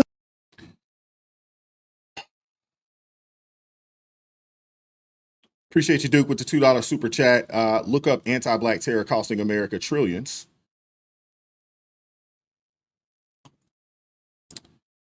All right. We got to talk about it, man. We got to talk about this particular situation here. So you got a school board who reportedly showed a video to teenagers, kids going through puberty, already confused as it is. I mean, you got to think about your teenage years it's some of the most awkward years of your life. They really are. And you're still trying to figure out who you are. A lot of times we'll make up things. We'll try to act like we're something that we're not. You know, a lot of times we'll do that. But, you know, in this particular video, two kids, as confused as they are, you know, there's a video that claimed that all straight people are gay. They just hadn't found the right person. I mean, let that sink in for a second, man. Let that sink in for a second. The Granby Board of Education, paid for by your tax dollars, is out here trying to convince kids there's something that they're not, all in the name of inclusivity, diversity. I mean, come on, man. Why do they push this so hard?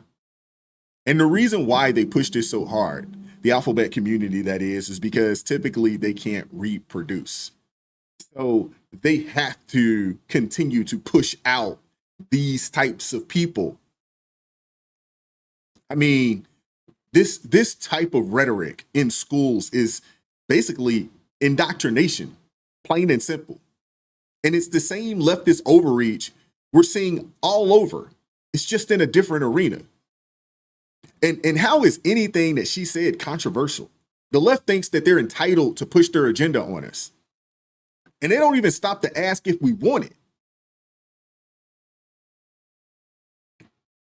And I have to ask why. You know, I have to ask why. Because they are the self-appointed saviors of society. The ones who know what's best for everyone, whether you ask for it or not. But here's the thing. We don't push our stuff on others. No, we believe in choice. We believe in letting people figure it out for themselves, not our children. Obviously, you raise a child up, in the way that you want them to be. But I don't want to push my beliefs on you. Now I get it. We are required to be disciples, especially if you consider yourself a follower of Christ. You are required to be a disciple.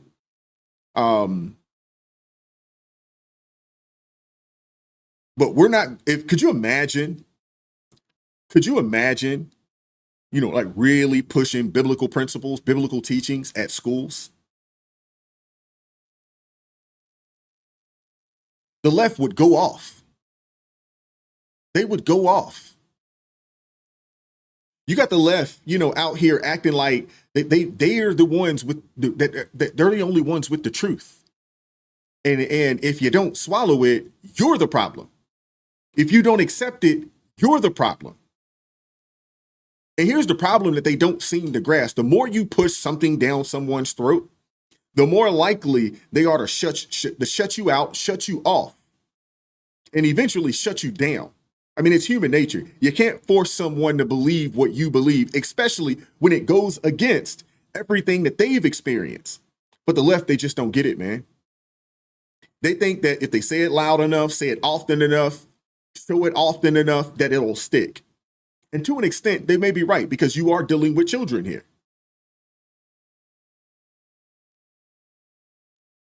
But in the grand scheme of things, it really doesn't. It really just breeds resentment, skepticism, and eventually rejection. And doing this to kids during puberty, when they're growing, when they're learning, they're trying to make sense of the world, trying to make sense of their lives, their bodies.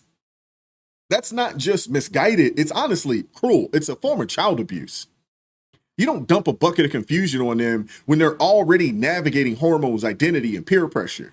You let them grow, you let them learn, and let them decide for themselves. I don't care what you do as an adult. Do your own thing. I don't care what you do as an adult. Live your life. Be who you are. But a kid, they deserve space, not a script. Seriously. Space, not a script. Duke with the $2 super chat says, look up Citigroup racism costing America trillions. Let's keep it going. Have kids, well adults, now who say they are gay, and I don't treat them any differently.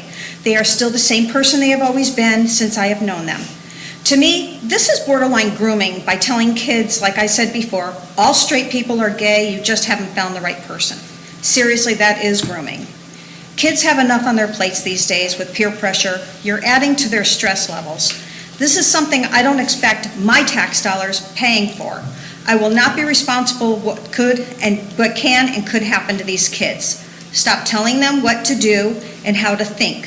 What happens to you if you treat people the way you do?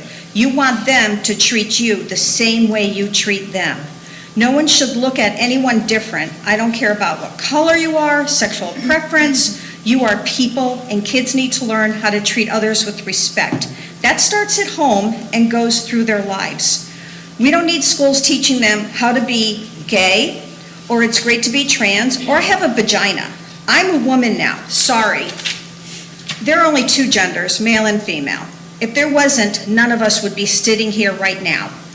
Men don't wake up and say, I have a vagina, I'm a woman, or vice versa. How about the school literally focus on how these kids need to live in the future, like finances, reading, writing, everything that you need to live your life and get through your life.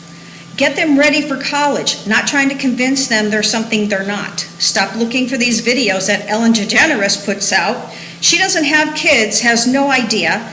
So how can you expect the kids to follow it? She also is not an educator. This is my, my opinion and my beliefs, that you are not accomplishing anything here. You're just hurting and setting them back. I suggest you let everybody decide on their own who they are, what they are. If you want to teach them something, teach them. You treat people the way you want to be treated. I don't care what you are, who you identify as, what you have here is the only thing that matters. You treat people the way you want to be treated. This is why I am an advocate for homeschool. This is why I think at this day and age, until some things change, that if you have young children, you got to do everything that you can to get those kids out of public school. These are public indoctrination centers. And amen to what the young woman said, to what Tony Flanagan's calling out as grooming. And it is. It's plain and simple, man. That's exactly what it is. And it's disgusting. You don't show a video saying all straight people are gay and call it education. You just don't do that. You don't do something along those lines. You don't confuse them about their identity when they're already wrestling with who they are as people. I don't know about you guys, but when I was in high school, when I look back at it, I was trying to find my way. I was trying to figure out who I am. You know, I was conducting myself and behaving myself in a way that I'm kind of embarrassed of today. Because it really wasn't me. It's not who I was raised to be. Hence, I pivoted and I made a change. But, I thought I wanted to be hard. I thought I wanted to thug and bug. I thought I wanted to, be in the streets, not realizing that one, that's not where you want to be at. Two, it only leads to one or two places, jail or cell. That's it. And I had to learn some ways, and in some ways I had to learn the hard way. But during that time frame, I was trying to figure out who I am and trying to, show myself and come across as I'm cool, and all these types of things. But what they're doing, in a lot of these public schools, I mean, it's not teaching. That's not teaching. That's what you call manipulating. That's what you call grooming. That's what you call indoctrinating. And it's happening on your dime. Taxpayer dollars shouldn't go towards indoctrination. It should go to reading, writing, math, skills that actually prepare kids for life, not some social experiment that leaves them more confused than a cat, in a room full of rocking chairs. And let's talk about the golden rule, because it's getting lost in this mess as well. Treat others how you want to be treated. She's completely right. No one should look at anyone different because of who they are or who they love. But here's the thing. We don't need schools teaching kids how to be gay or trans. We don't need that either. That's not their job. That is not their job. Their job is to teach facts, not feelings. Now, I've had some conversations with some teachers. And there was one teacher in particular that came out and said that their job is to make the kids feel comfortable. That they, and I don't want to go down that rabbit hole, with this particular individual, but it's ridiculous what a lot of these teachers think that their jobs are, which is completely outside of the job description, in my opinion. You want to live your life a certain way, go for it. By all means, that's your business. But don't drag kids into it, especially when they're not even ready to make those types of decisions. I mean, it's like handing a teenager the keys to the car before they've even learned to ride a bike. You're setting them up to crash, and it's not fair. But this is part of a bigger issue right now. Parental rights are under attack, or were for the better part of the last 4 years. Schools pushing gender ideology, critical race theory, all these sort of agendas that have nothing to do with education. I mean, we're on the bottom tier of the totem pole when it comes to reading and math. All this other stuff doesn't matter when we have children graduating high school that can't write their name. There was a story that came out not too long ago of a young lady that was in college, how she got accepted to college. Lord, have mercy. But she couldn't write her daggone name. We're talking about an illiterate person in college. You got people out here that told parents that they don't have a say. They don't have a say in this. They don't have a say in the in the raising of their children. That the experts know better, the teachers know better. These are the same experts who said that men can get pregnant and math is racist. These are the ones that turn the classrooms into battlegrounds where biology is optional and history is rewritten to fit a narrative. Heck, they're even out there not educating, but instead joining the riots. Talk about priorities, man. Here's the president of the National Education Association, the largest teacher union, at the riots in LA, which tells you everything that you need to know. I want you guys to see that this lady's a freaking lunatic, man. We the people! We the people! We the people! Yeah! All of us have that right to life, liberty, and the pursuit of justice. We the people! We the people! We the people! Yeah! All of us have that right to life, liberty, and the pursuit of justice. I wanted to play that twice, but I'm going to leave that right there. I'm going to leave that one right there. But I am glad to see parents fighting back. I'm glad to see that parents are suing school boards, pulling their kids out. Homeschool rates have skyrocketed. People are pulling their kids out of these public indoctrination camps. I'm glad that is happening. Seriously. I'm glad that people are pulling their kids out of public school because they see the damage being done. They see kids who can't read but can recite pronouns, who can't do basic math but know all this systemic oppression foolishness. And let's be real. The left loves to lecture us about live and let live. That they're all about tolerance, acceptance, diversity, until you disagree with them. If you disagree with them, then it's cancel culture, doxing, it's character assassination. So why don't they just let us live? Why can't parents decide what's best for their kids without the state stepping in? Why can't kids grow up without being force-fed a worldview that might not be theirs? The hypocrisy is staggering with these people. They want to control every aspect of our lives, from what we think to what we teach our children, all while claiming that they're the party of freedom. All while claiming that they are the party of freedom. More like freedom to agree with them or else. So here's my advice. If you have the means, homeschool your kids, get your children out of these public schools. Take back control, man. Take back control. Let your kids learn in an environment where they're not being bombarded with confusion, where they can explore who they are without someone else's script. Homeschooling is not for everyone. I get it. It's not. But it's a choice more parents are making because they see the writing on the wall. The public school system, at least in many places, I mean, it's been broken. It's hijacked by agendas that don't serve our kids. And if the left wants to talk about live and let live, then start living it. Let parents live. Let kids grow. Let the truth prevail.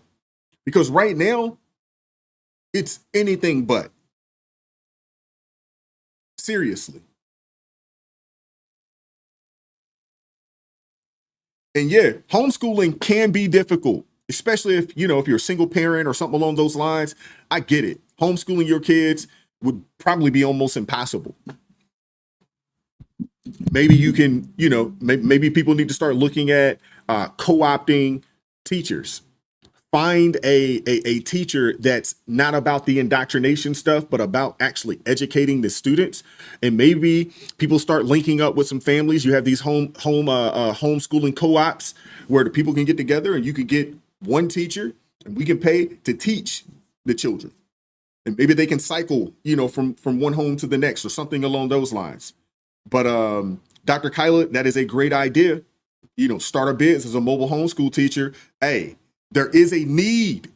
That is the beautiful thing about business, and that's the beautiful thing about America. Here it is. We are discussing a need, not a want, a need.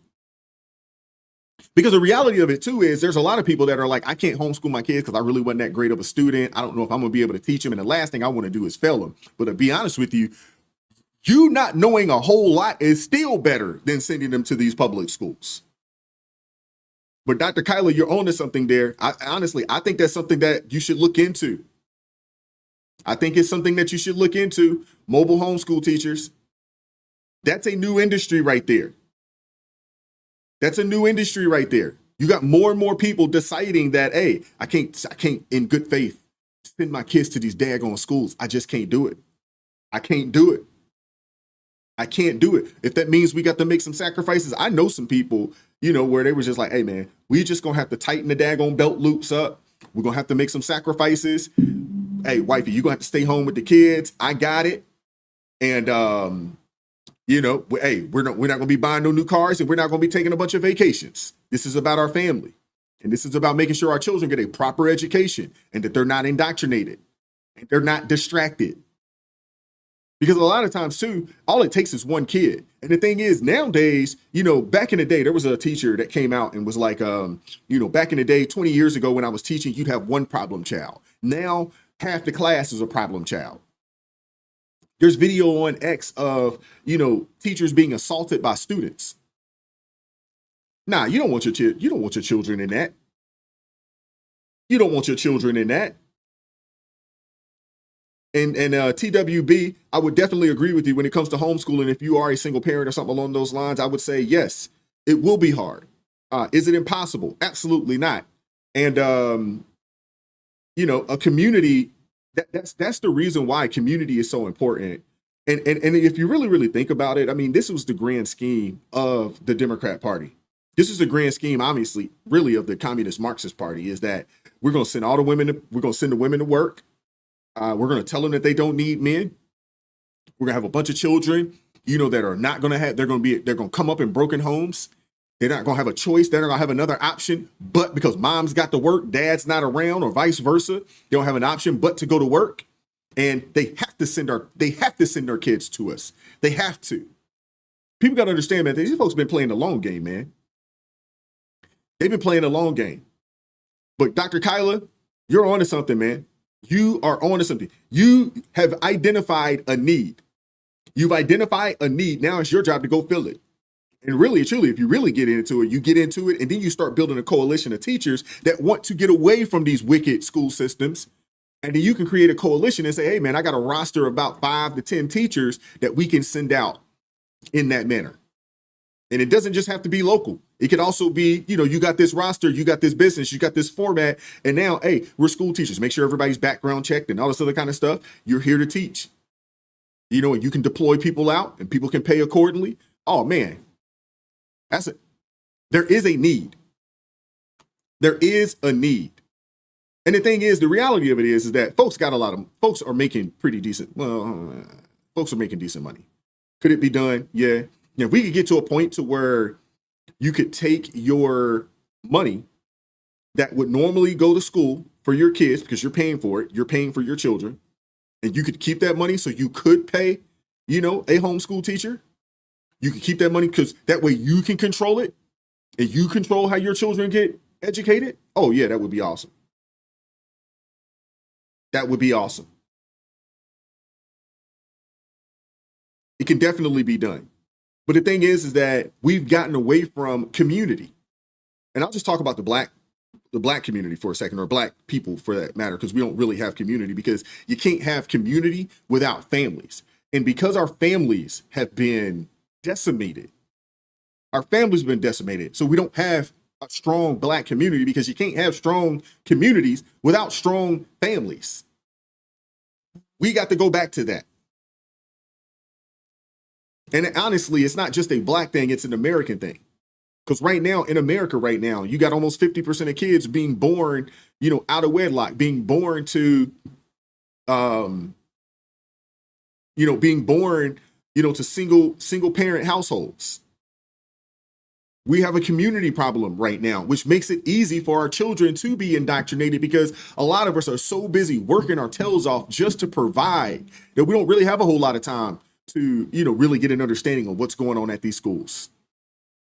When the shutdowns happened and the kids came home and they brought that schoolwork back in, and parents start reading the work and they start overhearing what was being taught, a lot of parents didn't send their kids back to school after that.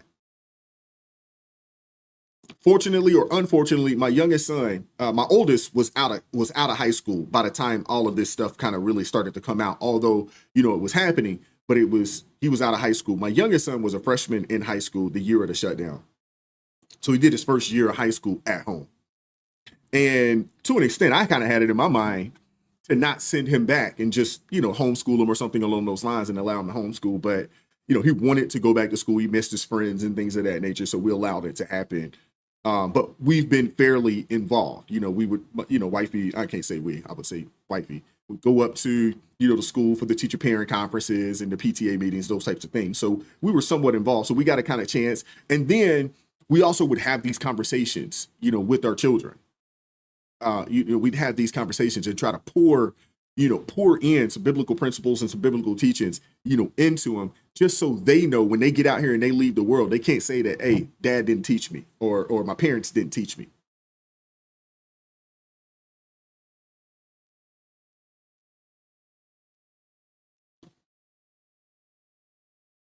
Yeah, the chat's been phenomenal today, man. And thank you guys for the super chats. We're going to open it up. I'm going to drop a link in the chat here.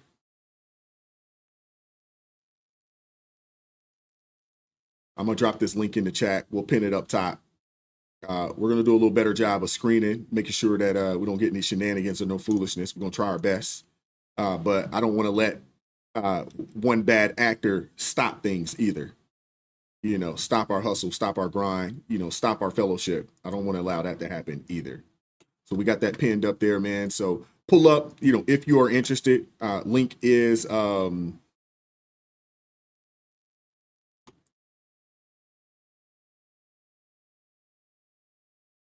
yeah, you definitely got to be careful, AR-715, but I'm one of those kind of people.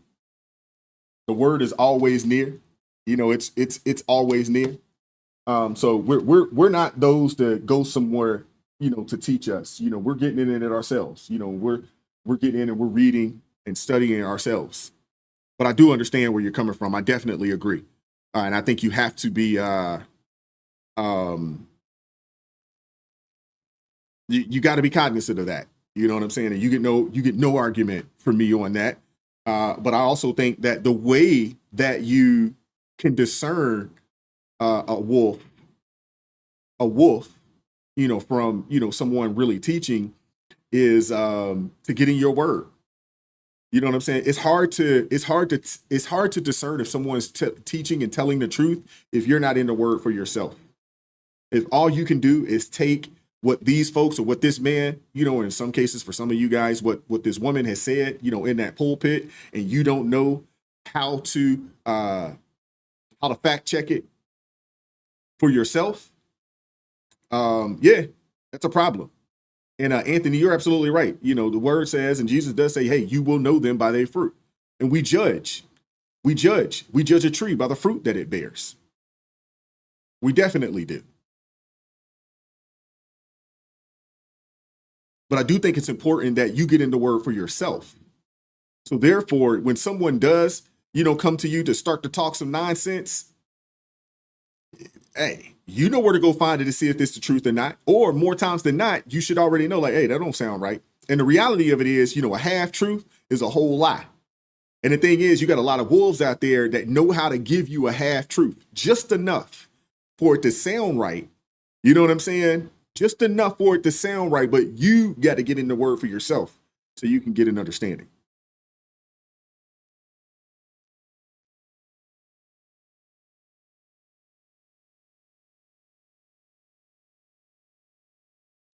But I do got the link up there, for anybody who would like to pull up today.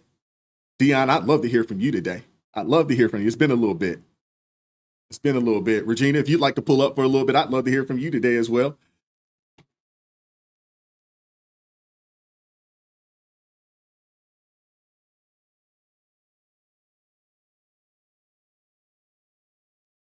All right, Zephyr K9, I appreciate you pulling up this morning, as always. Thank you very much for helping to keep things civil in the chat.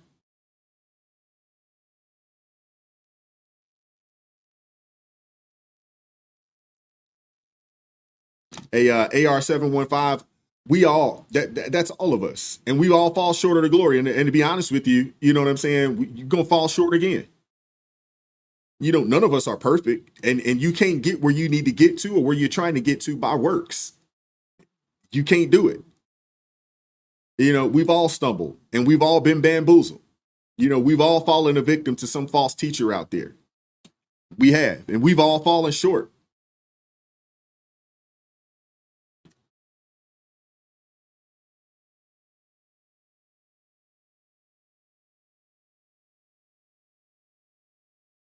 Oh, we got Regina going to pull up today. All right.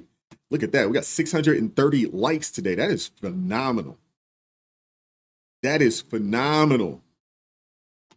AR, you're absolutely right. They take advantage. They take advantage of people, who are broken, who are misguided, people new to the faith. They definitely do that. That guy, appreciate you, man. Thank you very much. Appreciate the kind words, man. Thank you.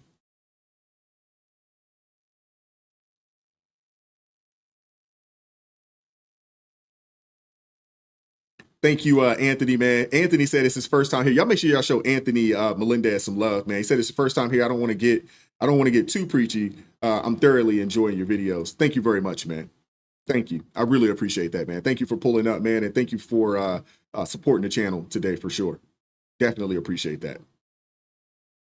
Yeah, and we try not to, every now and again, especially, when I get, Minister Danzel on, we get Crystal to pull up. A lot of times, man, our conversation, man, it will pivot in a positive way, but it will go down. We'll we'll pivot. We'll pivot in a positive way. We definitely will. But it's a good thing. It's a good pivot more times than not. Amethyst Angel said she's 62 years old. I homeschooled over 30 years ago. I refused to send my kids to neighborhood school. There was no internet. My daughters learned how to use the card catalog at the library. Hey, that Dewey Decimal System. I love it, man. Shout out to Casey Mathis, first time in the building. Y'all make sure y'all show Casey some love, man. Appreciate you pulling up. Thank you very much. And shout out to you as well, Van Jones. Appreciate you pulling up as well. Man, you got a name on you, bruh. Van Jones the second. Please tell me that Van Jones is not your pops, man. I'm just messing with you, bro. I'm just messing with you. Don't take me seriously. What's up, Regina? How you doing this morning, sister? What's going on, everybody? Forgive the way I look. I've been a little under the weather. I don't know what's going on. Really? You got one of those summer colds too? Yeah, you know that sinus demon that likes to try to get us. So, Yeah. how's Hey, everybody going? I talked to my mom. I talked to my mom yesterday. She got dealing with the summer cold, and she's got this cough and all this other kind of stuff going on. She was like, "Yeah, it's been whooping my tail for probably 3 or 4 days." And the summer colds are the worst. You know, if you have any sinus issues, any allergy or colds around this time of the year, it's the worst, man. It totally is. And, you know, I'm embarrassed to say this, but we're all families, I could tell y'all. So Big Russ thinks that he can clean out our pool. We didn't protect it this year, and there were actually tadpoles in it. We tried to get them all out and put them in the creek. And I'm like, okay, if you say you can shock it back, I'm going to believe that you can shock it back. Hey, Big Russ, I got faith in you, brother. I got faith in you. I'm not gonna be on wifey's side on this one. Hey, we can do anything. If we say we can do it, we can do it. Thank God for duct tape and all that other stuff. Absolutely. But I appreciate you, doing what you're doing for me. I definitely appreciate it. I do see it. I am an early bird. I go to bed early, but I see you. I get up in the morning early. And I see you, sending stuff my way. But what are your thoughts on what's going on out there in Cali? The American citizens supporting these people. What are your thoughts? You can go wherever you want to go with it, but I mean, I just find it a little disheartening that you have citizens that are out there, standing, against law enforcement, throwing bricks, rocks. I mean, there are some illegals, but there are also some citizens doing this as well, and it just drives me crazy. Yeah, so it's very disconcerting, that if someone is a United States citizen, that they're flying around any other flag other than the American flag in the name of whatever a protest is. I do not agree with protesting in any shape, form, or fashion. I feel like it's a waste of time. I feel like, there's other ways that we can protest without, not going to work, or, you know what I mean? Like, we can get our message across, hopefully. The violence is probably what disturbs me the most. And the fact that, like you showed earlier, Karen Bass, Governor Newsom, all of that, in a concerted effort working against the United States. I feel like it's an act of war and an insurrection at the same time. And why is it just blows my mind. And I think, with the throwing of the cinder blocks, and they did identify that person, but them doing that, they were locking ICE agents into federal buildings, throwing the cinder blocks. That's the stuff they do in the Middle East. That's not what's done in America. And I have to wonder, now they're trying to do it in Texas. And I wonder, is this an effort to, we're in civil war, I feel like. And if it's our own citizens, but how do we tell? How do we separate them? I don't think you can. I don't really know how you, kind of differentiate the two. I don't really know. It's unfortunate, but I also feel like, hey, if you are a part of that, you are with them, and you should be handled accordingly. We don't have time to kind of figure out who's a citizen, who's not. Doesn't matter. Put them all in. It doesn't matter. Yeah. Send them to CCOT. I'm okay. I don't have a problem with that. I'm good with it. But because the thing is that when you're going after the Leos, there were videos, of law enforcement hiding out under overpasses because, they're throwing cement blocks and bricks at them and things of that nature. I watched a video of, one of the guys, man, got hit. I mean, just fortunately he had his helmet on and stuff, got hit right in the face. It's like, come on, man. Like, what are we doing? And the thing is that how do they expect for this to turn out? That's the question. It's escalating even worse because now they're handing out like the face masks, like Oh candy. yeah, Who's I saw making that. these Yeah. massive orders? And I got the answer to that. That was okay. Walton. It's somebody in the Walton family. She ordered and this is allegedly. I want to make sure I say that. Allegedly, you guys, this is for entertainment, educational purposes only. Exactly. She ordered thousands of these I think they call them bionic something mask. They on average they say they're cost anywhere between $45 to $65 depending on where you get them from. And yeah, this is a person that's a part of the Walton family, allegedly. Do you believe that the Mexican government, we've had problems? Look, I feel like this is a way to infiltrate the United States, whatever faction is against us, right? If you're not for us, you're against us. If you're not trying to unite, and it's too coordinated. It seems way too coordinated. And now there's stuff coming off the press saying that there's 30 cities that are going to be on watch, that they're considering. The world's on fire, guys. And yes, know the Lord, know your word for you. The Lord will tell you. Absolutely. Well, they're saying June 14th that, which I believe, is that the president's birthday? Is that his birthday? Let me find out. I'm going to check right now. I believe June 14th is the president's birthday, if I'm not mistaken. But they're saying that citywide, this is going to be not citywide, but nationwide. This is going to be some nationwide coordinated protest in a multitude of cities across the country heading come June 14th, which, if I'm not mistaken, is the president's birthday. And you would be correct. I have confirmation right here. It's his birthday. Let me tell you, wow, this is, they couldn't be more clear in what they're doing, right? They couldn't be more clear. And this happened in 2017 too. And, with the BLM, but there is an organization that's been around since 1981. And I have to wonder if BLM didn't get the playbook because now they're amping up their efforts. Have you heard of an organization called Un del Barrio? No. They've been around since 1981, and now they're sending out stuff like you played earlier with Shipwreck, showing the different organizations that are funding these different types of things. They're doing the same thing. And Sheldon Daniels, one of his people, reached out and sent me some information saying that that group, that one that you showed up on the thing, that they're amping up efforts too. Stay safe, guys. I'd like to see an investigation happen of the people that are supporting these riots, these looters, these quote unquote protests. I'd like to see that, and I'd like to see us go after those people. If you're investing money into this, I'd like to see us, investigate and make sure that it's happening. But if it does go like what's happening out in LA and other places that these people are funding, I think we need to go after the culprits that are, supplying these people. Well, if I'm not mistaken, I think, and I'll have to check with my source, but I believe that Data Republican is really looking into that. I think there's been some news coming out. Thank you for the $4.99 chat.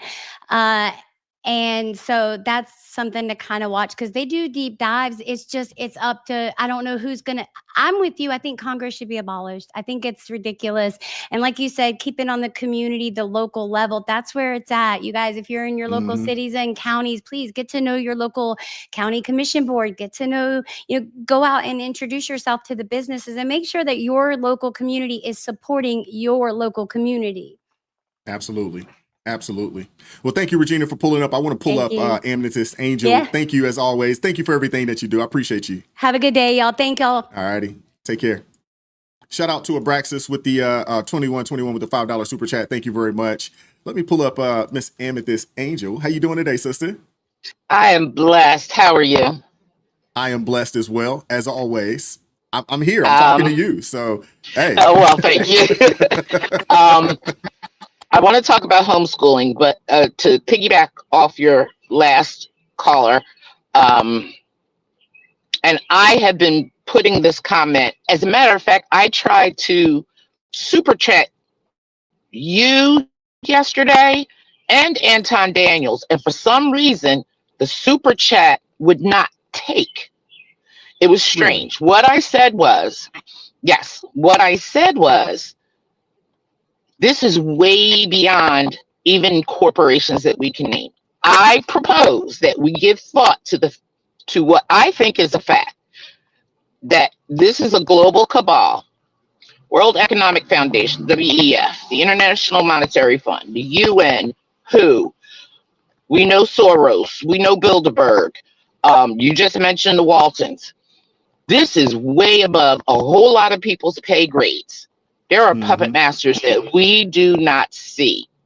So the Oh, yeah. work that we're going to put in on this level is just enough for the top of the pinhead. This is much greater than us because Paris is burning. Same thing. This stuff went in Austin and Dallas. I was checking it last night. They were here. I'm in Philly.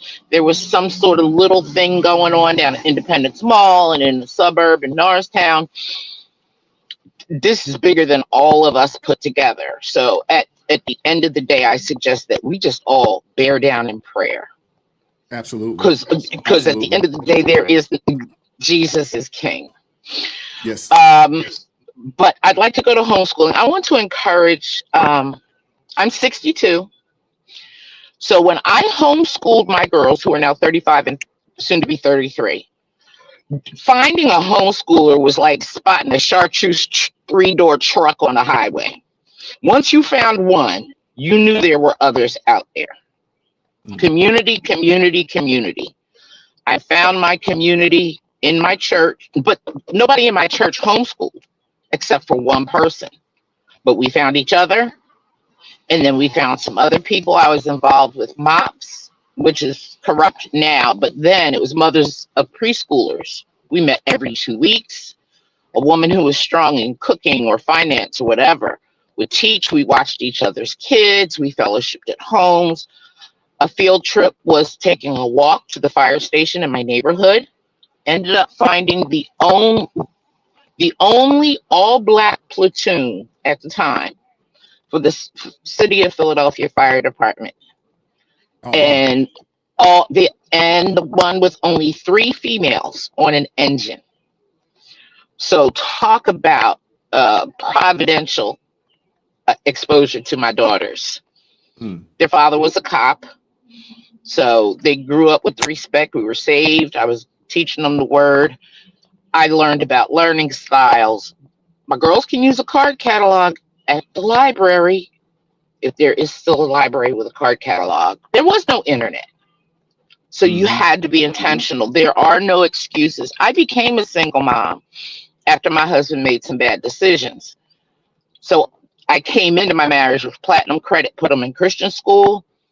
Then he moved to an area where there was a magnet school. They went ahead and they went through public magnet schools. They both did 4 years and 4 years. No winter, no summer classes, 4 and 4. And the youngest got her master's. It can be done, but you have to be intentional. We had to go to the library every week and take out books and return books. They learned responsibility. They learned how to take care of things. My other one was very active. So I put the letter cards on the steps and say, okay, go up and get the letter F. And she would run up and come down. So she got her energy going. We went to the playground. It was all an education. So I just want to encourage, you don't have to have a teacher's degree, y'all. You have to have a modicum of common sense. And you will learn more as you teach, because now you have to share the information. So now you have to learn something. Oh, yeah. So you're Well, in always order to learning. teach, you must learn. Yeah. In order to teach, you must learn. Yeah. You must learn. And I had to go back and I taught them phonics. One of my daughters is multilingual. The other one was reading Pride and Prejudice in 7th grade because she wanted to. Because she wanted to. So always ask why. Be a why sayer. So when your kids ask why, look, We say, I'm tired of repeating myself. God put 66 books telling us the same thing over and over again. If he can repeat himself, we can repeat ourselves. Yeah. Yeah, absolutely. If for your audience members who are believers, there is a way. You have to remember, some of our people in the 1800s learned how to read from sympathizers who used the Bible to teach them to read. Oh, yeah. It can be done. If you want And it. if you're a single mom, it can I understand you're going to have to use your resources. They're going to have to go to a school, and it's going to be hard for you to get to those school board meetings. I understand. But there's such a thing as a phone. There's intentional, purposeful reaching out and just battling. I'm now a grandparent, so it's Mama Bear 2.0. You know, I will be judged by 12 before I'm carried by 6. You're not going to mess with my grandsons. And I'm going to do what I have to do. And one of those things is being very intentional on who influences me. It's been joked that I should have a YouTube channel. Y'all don't want to hear me. I don't have that kind of control. My facial expressions aren't sanctified yet. So YouTube ain't for me. I will be a peer leader, cheerleader. I love it. So I'm praying for you, Jason at Dear Woke, and I watched Gerald at Gospel Chops, Anton Daniels. I mean, he a little rough around the edges, but take the meat, throw the bones and fat away, stay educated, be encouraged, and pray. Don't let these kids get overwhelmed. And even be careful of your Christian schools, your Catholic schools, the school at the masjid. We have to consider everything. Homeschooling is not for everybody, but you can still school at home after they come home. Absolutely. That's why pencil has an eraser. Help to erase all that bad indoctrination and tell them the right way. Parents gotta want to be involved. It can't just be send your kids to school and hey, it's your problem when they're those 6 or 7 hours that they're with them. It's your problem, and you don't necessarily care what's happening. I know out here in Baltimore, we had was this last year? I went to Goucher. I can't remember. I went to Goucher in '81, so I'm familiar with Baltimore. So you're familiar with the area. So there was a young man who graduated high school. I can't remember if it was last year. I want to say it was last year. Graduated high school, couldn't write his name. Was on his way to graduating high school, couldn't write his name, and his mother was all on the news, and she was, obviously, a little distraught. And my son, 17, can't write his name. He's about to graduate. And but didn't she see that when he was in 5th grade? That was what I said. I was like, how does he get to 17, get to senior year of high school, and you don't know that he can't write his name? Exactly. I teach. We got to play a role. Hopefully my post W-2 lifestyle, I will be doing calligraphy. I'm not going to get in the bridezilla business, but pretty handwriting. Not to teach is something that I do. It boggles my mind that people can't read my print. I'm not talking about my cursive. People can't read my print because they're used to thumbing it, swiping it, or typing it. Yeah. Yeah. It's just, I'm old. You can hear the boomer in me. we can hear the wisdom. We can hear the wisdom. We need to learn how to read, we'll write, wisdom. Do bad. That we do.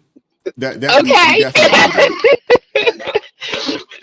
I thank you for allowing me to come on. Audience, please be encouraged. Be encouraged. Every little bit helps, and let your kids see you reading a book. Get a book, paper, smell it, read it, highlight it, write in it, all your Bibles. Just let your kids see you doing that, because more is caught than taught. Yeah, absolutely. Well, they're watching what you do, not so much what you say. They'll listen to a little of what you say, but they're definitely watching everything that you do. I learned from a co-parent, a parent that I was homeschooling with. Little corn has big ears, and little taters got big eyes. They don't miss a thing. That's the truth. Thank you, my brother. I'm gonna get out here to let your next audience member in. All Be righty. blessed. Well, thank you very much. Thank you. All righty. Shout out to Amethyst Angel. God bless her, man. That was awesome. Wealth of wisdom right there. I loved it. That's awesome, man. That is awesome. What's going on, Crystal? Appreciate you pulling up. Hope all is well. I don't know if you're still here. I know you stopped in for a little bit, but thank you very much for pulling up this morning. Hope all is well. Yes, that was a good call. That was a good call. And people do need to be encouraged. I think a lot of times, we have so many women out here raising children on their own. And they may feel like it can't be done. Yes, I would like to, I'd like to homeschool my kids. I know the schools that we're in, it's not great, but I just can't do it. I got to work. I got this, that, and the third going on. And I'll say, where there's a will, there's a way. And when it comes to our children and our children's future, what are you not willing to sacrifice to make sure that they're good? Unfortunately, we do have a lot of people in America today. In our country, we have this covetous mindset. Everybody's trying to chase a bag and trying to build generational wealth. And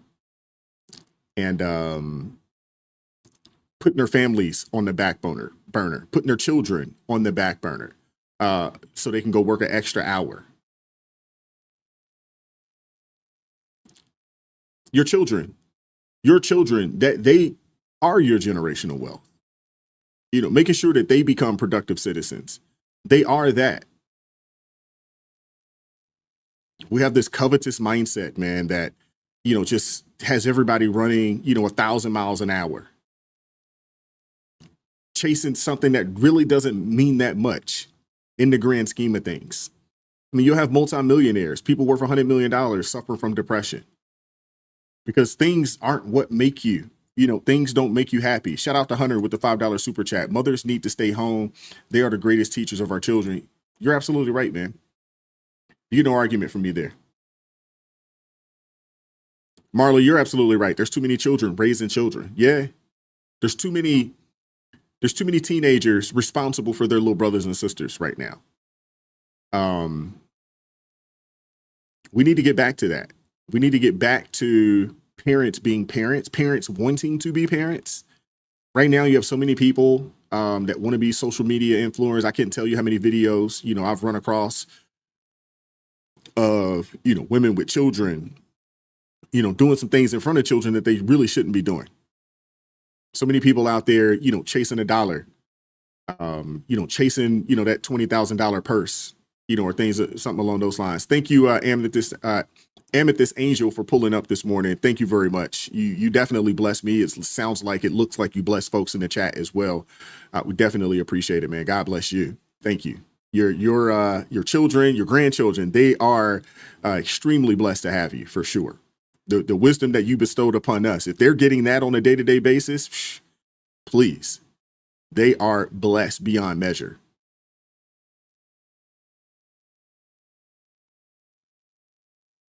That was awesome, man. That was awesome. But yeah, we got this mindset, in our country today where you have so many people that are, everybody want to be rich. You have so many, women out there wanting to, this power couple. We're going to build a power couple. I'm going to make 6 figures. He going to make 6 figures. The hell with the kids. Maybe you can send them to a good private school, maybe. But nowadays, private schools in some cases could be hit or miss. You got to do your due diligence. You got to do your research on them. And AR715, I agree with you. Children, families, they're gifts, man. They're gifts.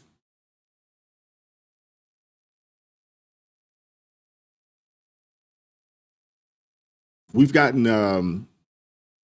so down into the weeds, with this mindset of I gotta have. That's why you have so many people suffering from depression, suffering from anxiety, because they get on social media and they see people that's their age, with all these things, not realizing that, one, social media is not a real place. It's not real. And all these people out here that say they're making all this money, that's not real. I mean, the reality of it is, when you really think about it in the grand scheme of things, 18% of Americans make over $100,000 a year. 18%. 18% make over 100 grand a year. The average household income, is right at 100. Top earners in the country, Indian Americans, Asian Indian Americans, they earn somewhere around about 119,000, almost 120, a year as a whole, as a household.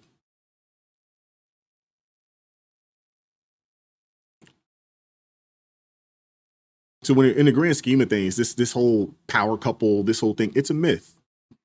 It's a myth. And yeah, maybe you work those extra hours and you do all that to buy another car, but after a month or so of driving a car, it's just a car at that point. You won't care about it that much. Things are not what make you happy, in my opinion.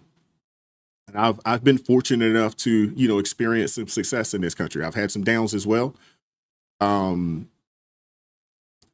But I learned that, when I hit certain goals financially, that it didn't make me happy. Those aren't the things that really made me, feel like, man, I live a good life. And when I sit back and look at it, and the fact that, my wife is still here, the kids, are healthy, they're strong. My oldest is taking care of himself. My youngest we're working towards him getting to a point to where he can take care of himself. I tell the kids all the time, man, the best gift that you could possibly give me is you being able to take care of you and eventually your own family. I have two young men. I don't want to say my boys. They are my boys. I think they'll always be my boys. I have two sons. But the best gift that you could possibly give me is you taking care of you. And eventually, when you take on your own wife and you have your own children, is you being the proper dad for them, husband and dad for them. That's the best gift. But we've kind of gotten away from that. Unfortunately, you have young men that are kind of moving towards this conservative lifestyle. You have more and more young men that are moving in that direction. You have more young men that would like to get married. Unfortunately, you have more younger women that are deciding to put off marriage. More don't want children, or they want it later in life. And then we look up and we can't understand why you have so many women suffering from depression, and they're on anxiety medicine and all these things. Because they're chasing something that's really not real. They're chasing a facade. It's not real. And they're chasing something that they think would make them happy because they've been told. But in all actuality, having a good family, a good wife, a good husband, having your children be healthy, strong. Those are things that really make things good. Some of the best times in my life was, on a Saturday morning, at a ball field, watching my kids play ball or coaching my kids playing ball. Some of the best days, and some of the best time period of my life was that. My friends today are friends that I met because my kids played sports and, football, basketball, we're hanging out. These are the people that you meet because you're around them all the time. Candace Hall, you're absolutely right. Chase God, not things. And so many of us in this country, we have this covetous mindset and we're chasing things. We're forsaking God and we're chasing things. And we can't understand why we're dealing with what we're dealing with. Why we feel the way that we feel.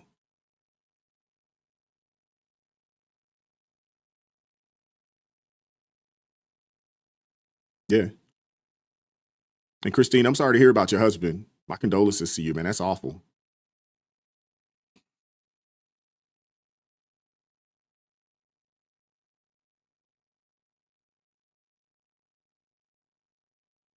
But as always, man, I appreciate you guys pulling up. It looks like I guess we're not going to get anybody else that wants to pull up this morning. I mean, I could go for another hour. I mean, I could. But, you guys may or may not, want that to happen. So, but, I do appreciate you guys pulling up as always. And I appreciate you guys rocking with me in the morning. We'll have to talk about it, man. We're going to open it up and we're going to do some more panel shows towards the during the evening time. And we'll start to try to fill those up, with some good people. I got a few people in mind that we're going to kind of kick things off in the very near future. And then there'll be a new channel This one, we're not going anywhere or anything like that. But as we continue to expand and add, more content, I feel like we're probably going to have to do that on an additional channel, which I already have, already set up and everything. It's already ready to go. I just need to do some things on that end. And, we're just going to kind of try to continue to grow and try to continue to bring, some positive outlooks. We look at things, on this side of things, we kind of look at life, and we look at what's going on in the political space and look at what's going on in the world through a biblical lens. We're going to continue to do that. And then, the goal is just kind of continue to grow, and as we're, slowly but surely kind of building that team, and then we start, doing some evening panel shows and things of that nature, maybe 2 or 3 nights a week. So, yeah. So slowly but surely. But it's a process, man. But I do appreciate you guys that's been rocking with me for a very long time. There's some folks that have been rocking with me since I was doing, music reactions way back in, early January of 23. And it's just kind of, been rocking with me ever since, man. So I definitely appreciate that, man. And good show today overall, I think, at least my opinion. Good show today. Thank you, Ed, for saying that. Ed's been, been loyal, been rocking with me for a long time. Shout out to Ed, down there in out of Mississippi, man. Appreciate you as well, supporting the channel and, been supporting the channel for a minute. Dr. Kyla's going to pull up. Oh, okay. I'll stay on then. But yeah, so we'll hang out for a little bit because the sister Dr. Kyla wants to pull up today. I think we just gave Dr. Kyla a new business venture to jump off into. Thank you, Marcia St. Nick. Appreciate you. Enjoy your day as well. Thank you very, very much. Thanks, Dale. Appreciate that, man. It's this thing, man. I think a lot of times, people, they see this space and they, there's a lot of folks that ask, how can I do this? How can I jump in there? And I don't mind, giving people some insight, some wisdom and things of that nature and, all that kind of good stuff. I don't mind. But ultimately, we just want to make sure that the truth gets out there. People get a full understanding of what's going on out there and not the lies, that get spouted and spewed from mainstream media. I want to pull this up since we're here and we're going to be here for a little bit. I want to pull this up. I want you guys to see this right here, man. This is the president of the Mexican Senate. Uh-oh, we got Dr. Kyla here. There you go. I was going to say, flip the camera, Dr. Kyla. How you doing today, sister? I'm good. How is everybody? Hello. Yeah, I'm blessed. As always, I'm doing very, very well. You looking blessed yourself? You doing all right today? I'm doing all right. Yeah, I just finished my shift at the library. I serve at the okay as a volunteer at the bookstore. So. Oh, awesome. That's good. That's good. Yeah, so I just got off of my. Hey, now, since you work at the library, do they still have the Dewey Decimal System in there? Is it still in there, or everything's now digital? I think it's now digital. Okay.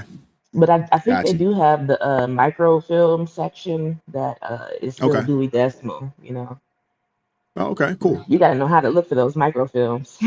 Yeah, that's a different animal in itself. But when I was in school, we got taught, how to do all those things. So, you got taught, how to use, the cards and how to get into the microfilm and all that type of stuff. We were taught, all of that stuff. It's Absolutely. like a lost art these days. The kids, they don't know any of that stuff. I mean, when we were young, we would all ride our bikes to the library on Saturdays. The librarian would have food for us. She would set up a movie for us. And then we all walked out of there with books. That's good. We all That's walked out of awesome, there man. with books. What I wanted to say today is, first of all, love that business idea. I might have to jump on that real quick. Please do. Yeah, because I am an educator, but I'm not a certified teacher. And I really think that certification keeps a lot of good people out of the teaching profession.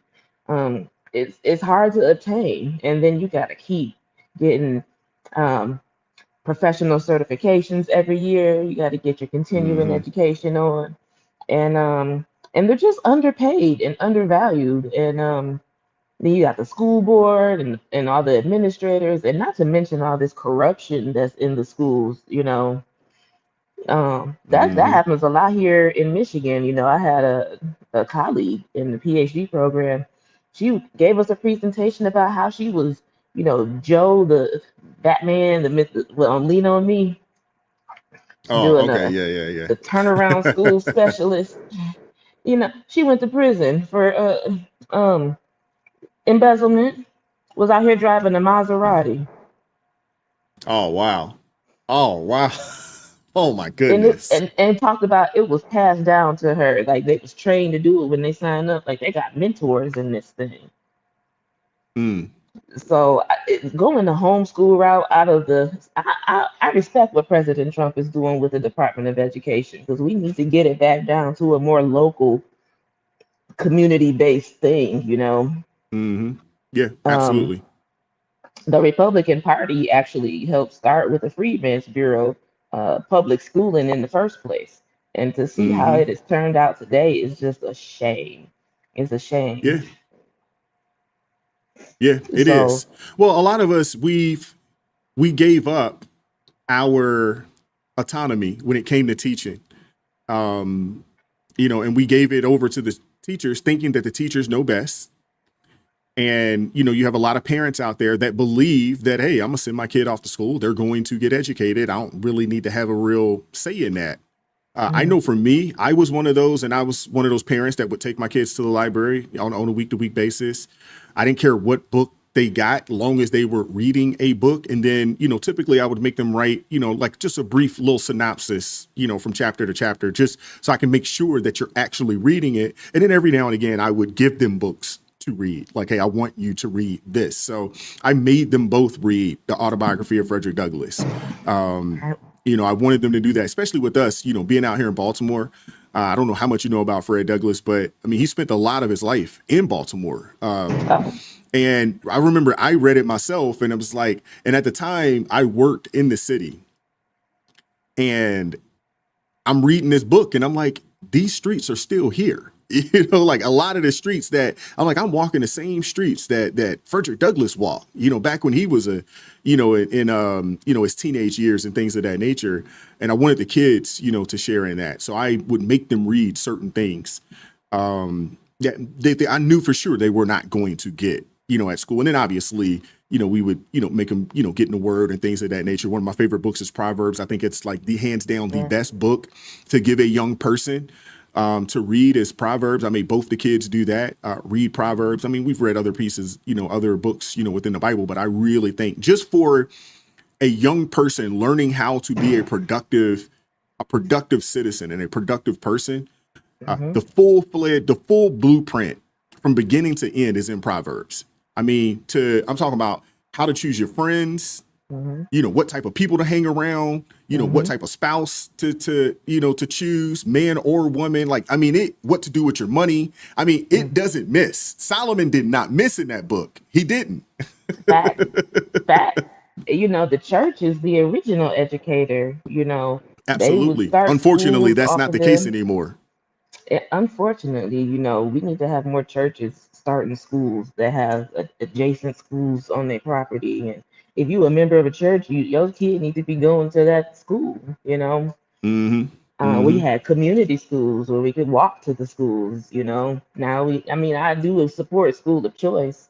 Because that's the only way some people can get a better education is to get outside of their community. Yeah. Uh-huh. Well, the But we school had choice would to. be huge. School choice would be huge because you have a lot of people, that are unfortunately locked into some felon schools. Now, when I was coming up, when I was younger, we used to, and I guess I can say this now, but your parents would, maybe steal someone's address and use another address in the district so they could get their kids. So that happened for us, so we could get into a better school district. But that shouldn't be the case. Parents should not have to go through that to send their kids to a good school. They shouldn't have to jump through those types of hoops and Right. risk having your kid, expelled or kicked out if they ever find out that your kid, that you don't live in the area or something along those lines. You should be able to send your kids, to whatever school that you see fit for them to go to. Yeah, like that one football show, that American something where the black kid went to live with the white family with his dad, and they played Oh yeah. football at like Bel Air School or something like that. Mm-hmm. Mm-hmm. Yeah. Yeah. So, I wanted to say we can teach our children outside of the school. I'm a big supporter of community education. That's what I studied in my PhD program. And I focus on museums, libraries, and tourism that you can do like in the community. Those are things that really educate kids and people in the homegrown environment, in a natural, holistic environment. Yeah. I like that idea. And I think that's important. And what are your thoughts on this as someone that, has somewhat of a background in education? Do you think, I guess that's two questions. One, do you think it's time for us to change the way that they're actually educating kids? And two, do you think that it makes sense for girls and boys to be separated in that education process due to the fact that we learn differently? We have different needs, when it comes to education. Yes, absolutely. On both, and maybe no on the second one, but let me start with the first. We definitely need to change the way we are educating our children. Like I said, we're relying too much on like a core common curriculum when one, we know people don't learn the same way. We know that people start out at, different levels in life depending on their home foundation on what they can learn. We need to individualize education to people's levels and let them advance as fast as they can or as slow as they can. You know, um, that might be a little hard when you're trying to stuff 50 people in one classroom under one Yeah, teacher. you absolutely. know. But we have IEPs, individual education plans, for those who can claim a educational disability, whatever Hmm. that is defined as. But um, on the second question, genders, there is a challenge with the genders in the school. There's a distraction with the boys and the girls and everything. But I think all girls schools and all boys schools have their purpose, and they do a really good job.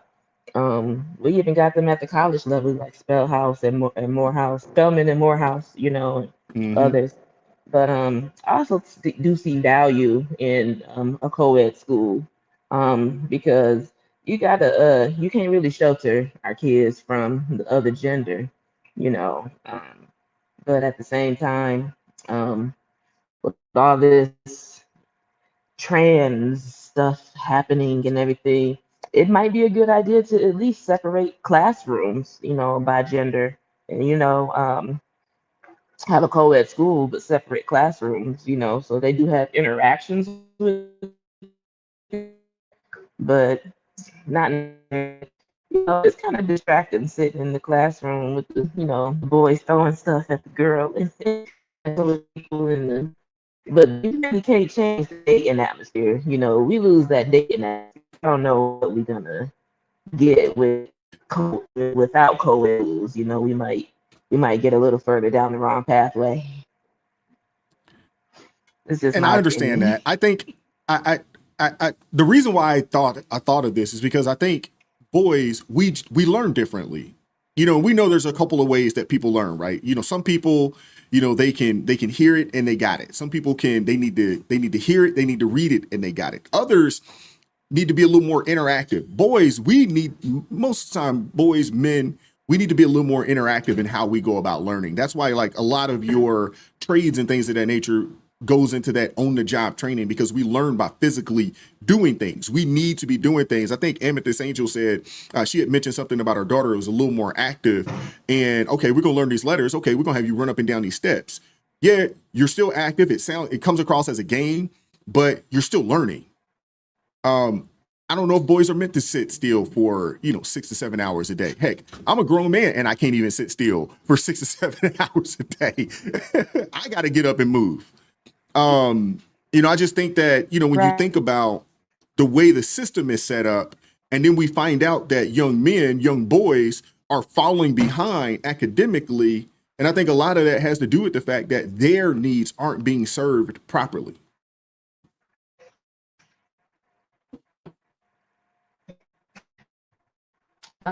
Yeah. Oh, you're kind of freezing up on me. Yes. I can't see you.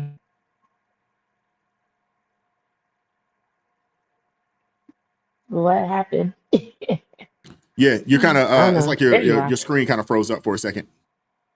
Okay. Yep. Same here. So you were saying, I what was was you just saying saying? that boys, we need a little more interaction. We need that because we don't do well, for sitting down. We just don't do well sitting down for, extended periods of time. Lori says, you're doing good sitting Yeah. for 3-hour shows.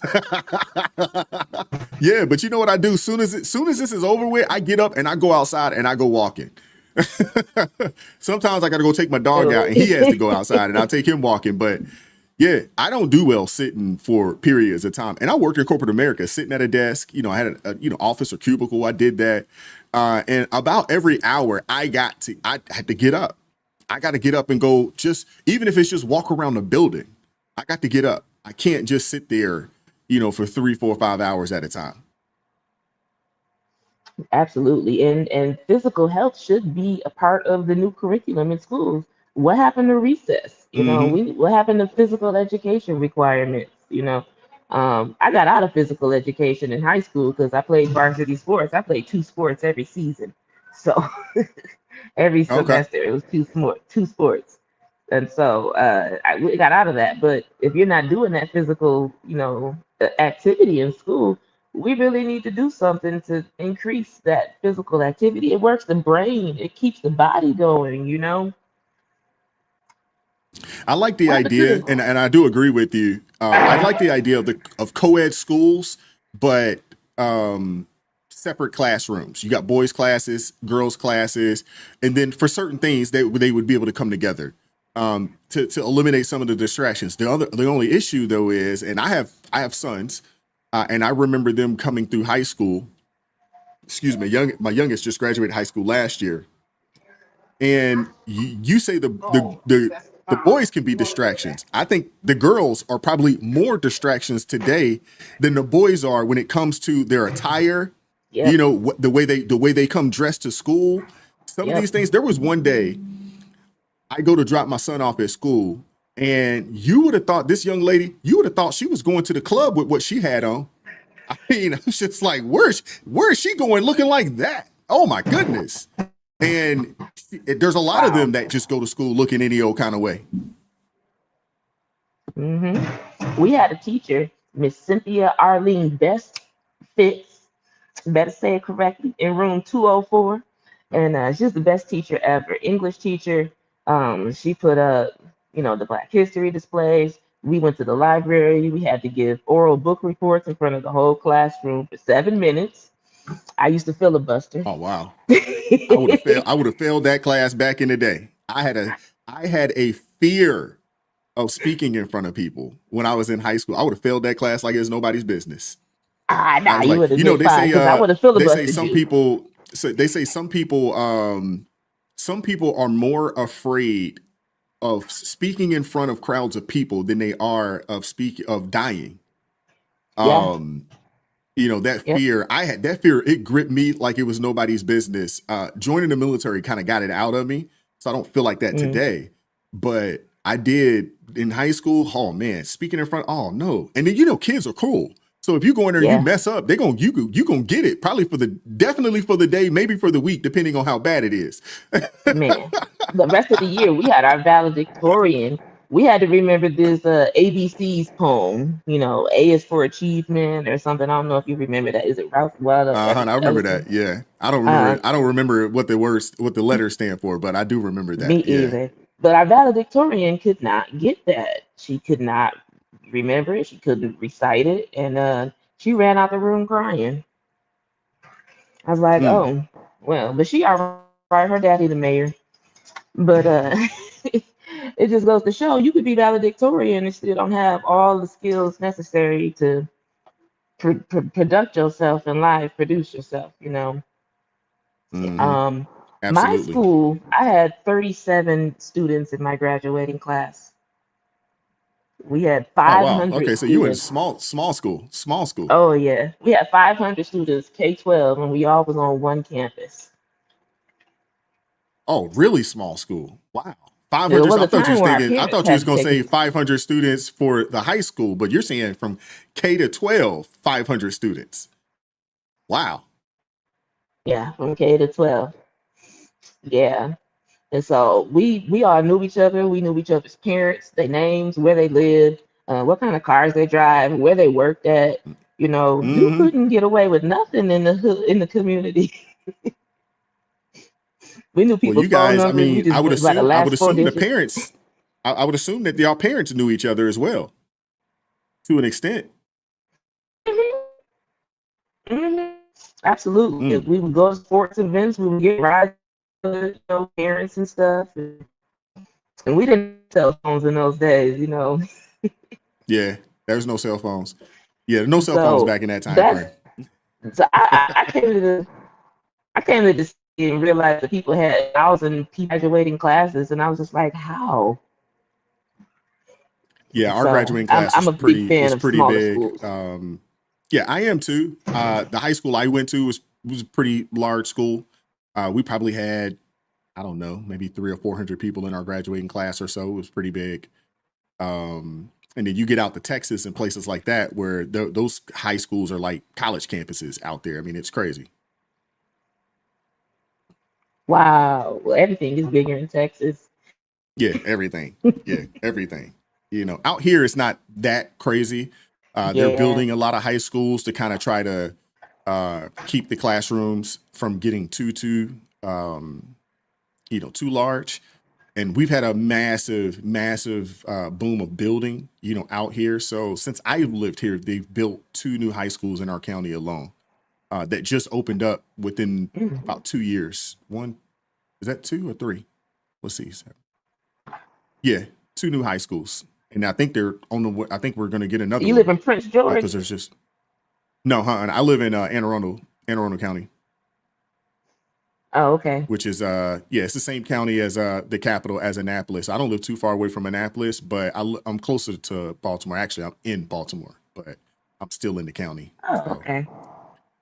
yeah, I love so we Baltimore. I'm a big the county's different. Baltimore City's something else. That's Oh, another okay. animal in itself. Yeah, but PG I just went there is for something different too. accounting. Yeah, yeah. I can report on Prince George County. You know, that's where the Brown Board of Education started at. Mm-hmm. Yeah. Well, Yeah, that's PG County is interesting. it's the wealthiest. They got It's some the interesting wealthiest. education dynamics. Yeah, it's the wealthiest county in the state, and it is the wealthiest group of Black people in the country in PG County. Wow. Those figure, they Mm-hmm. got history there. Yeah, a lot of history, a lot of Yeah. money. I just wanted You to go down encourage PG people County, to man. I just wanted Yeah. to I just wanted to encourage people to, you know, look at some community education, you know, even as a supplement to the formal education, because we got to teach these kids outside of these brick walls that they restricted them in, because it has become an indoctrination. As a liberal arts major, I have been indoctrinated, and then I became a conservative. Mm. Well, I'm glad to hear it. Glad to hear it. Glad to hear it. The other thing too is that we're going to be checking in on you on your homeschooling business. So you don't put it out there. We're going to speak it into existence for you. So we're going to definitely be looking for some updates. All right, I appreciate that, y'all. To put it in the air. We're gonna make it happen. All right. Well, thanks, Dr. Kyler. Appreciate you pulling up this morning or afternoon, more or All less. right. Yeah, Thank you. Take absolutely. care. See y'all. Peace. All right, Dion, I'm gonna pull you up when you're ready. Let me know. Shout out to Amethyst Angel with the $10 super chat. Says, in one room schoolhouse, think Little House on the Prairie, the older students were expected to help teach the younger kids, that also reinforces what they had learned. Each one teach one. Absolutely. Absolutely. Thank you for the $10 super chat, Amethyst. Thank you. What's going on, Dion? How you doing this morning, sis? It's good to see your face. How you doing? Good morning. Well, afternoon almost. I am Yeah, doing well. How are you? I am blessed as always. As always, no complaints on my That's end. good. I'm so glad to hear that. Yeah, I yeah. just What do want to you say have for us? I was gonna pop on and just say hello to everybody. I didn't want to belabor anything. Because so much has already been said that I totally agree with regarding everything that's going on. But yeah, I just wanted to say hey everybody. All right. Well, hey, I'm sure everybody's happy to see you. Everybody's like, "Oh yeah, Dion, we get a chance to see the face. See the face. We see you in the chat. Now we get a chance to put a face with the name." Right. So That's yeah, always a good thing, for me, to see you guys. I like doing this because I see people in the chat. I see you guys in chat. Now, you and I, we've had multiple conversations, so you're not a stranger. But there's a lot of folks, the first time pulling up or something along those lines, and I see them in the chat, or sometimes people shoot me messages or emails or whatever, and it's good to kind of put that face, with the name or with the title or whatever. So that's good. So I'm sure for some folks that don't know you, this is a good opportunity. So for those of you guys, this is D. Maria Reacts in the chat, just so you guys know. I was so happy to hear about the new channel that you're going to start. That is really exciting.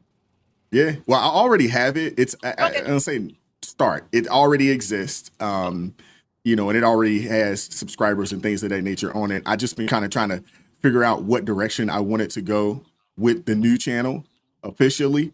So I kind of got an idea. So we're gonna start really promoting that and really start working on building that up as I add in some additional shows and things of that nature, to what we're doing over here. So it's work, it's work. I'm sure. But it's a good thing. It's good work, but it is work. People ask me like, "Man, you just be chilling every day." I was like, "Bruh, it's not chilling every day. I promise you, it's not." Oh my God, it's so not. Yeah. Like, it's not chilling. We spend a lot of time. We spend a lot of time on X and we spend a lot of time on TikTok, but I spend a lot of time on ground news. Reading the news and seeing what's going on out there. I like to look at both sides. I like to see what the left is saying, what the right's saying, what's what's just factual. I like to see that as well. So I tell people all the time, I was like, you get into this. This isn't like, oh, I'm just gonna throw a camera on and no, it's work. For sure. That's not how it's it work. goes. How are things on your channel? What are you still working or what do you got going on over there? Truthfully, I have not posted in a while. I really have been working to get back to it. So hopefully soon I'll be able to, but right now I've just been kind of coasting and watching all my favorite people. And of course, this is my favorite show. So, oh, thank you. Yeah, that's where I am right now. But okay. Yeah, definitely. Well, once we get things going, with the new channel, and the plan is that we'll do, at least like a panel show a couple of times a week. You more than welcome to join. I will send it out and you'll have an opportunity to get on there. And that way, while you're doing your own thing, you'll be able to, also, kind of cross promote, what you got going on as well. That would be amazing. Yeah, but that would be just so much fun. Definitely. And you're still thinking about, you said doing it like an evening type show? Yeah, it would be evening. Oh, yeah. So I'm not the morning show is going to stay. It's here to stay. I think I enjoy this. I enjoy doing this. I think a lot of people enjoy this time. So the morning show isn't going anywhere.